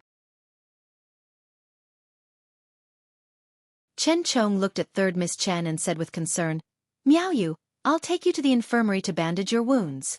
Only now did Li Yi see the blood seeping out of third Miss Chen's hand.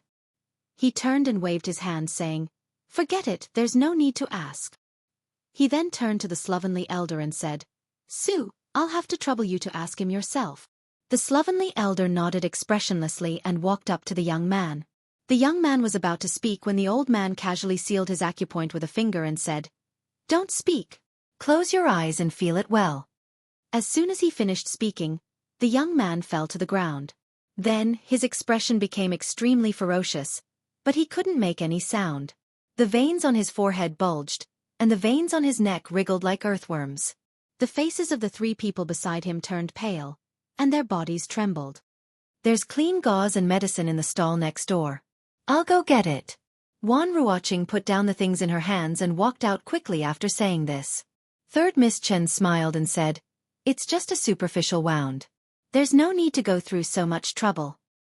"I'll use it. I'll use it." Li Yi and Chen Chong spoke at the same time.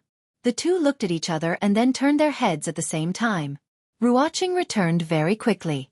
Together with Zue Mo, she took third Miss Chen inside to treat the wound.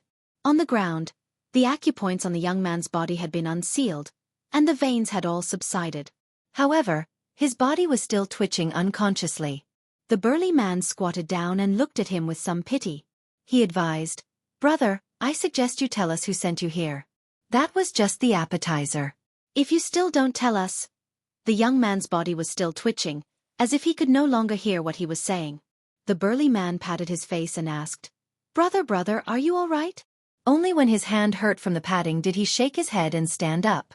Looking at the 3 people he asked, "If he doesn't tell us, will you guys tell us?" Plop. The 3 people knelt on the ground at the same time and said in horror, "We don't know, we really don't know." We just received money to do the job. We don't know anything else. Chin Chong shook his head and said, just like the previous times, they also don't know who's behind them. You don't understand. Li Yi shook his head and said, the people behind them usually won't be satisfied with just hearing. They want to see the results with their own eyes. Maybe he's hiding somewhere and secretly watching. Chen Chong looked at him and asked, how do you know? I guessed. Li Yi walked over, looked at the three people, and asked, you don't know who he is, but you definitely know where he is, right? One of them had a face full of horror. We really? Li Yi looked behind him. Sue, I might have to trouble you again. We know. The man looked at Li Yi and said sincerely, we really know. You're tuning in to the Dreamy Chapters YouTube channel. We're so grateful for your support, and don't forget to subscribe to join us on this incredible journey through captivating stories. Your generosity through donations truly makes a world of difference, as it's the primary source of revenue that allows me to expand and enhance this channel for you. Thank you from the bottom of my heart for being a part of this adventure.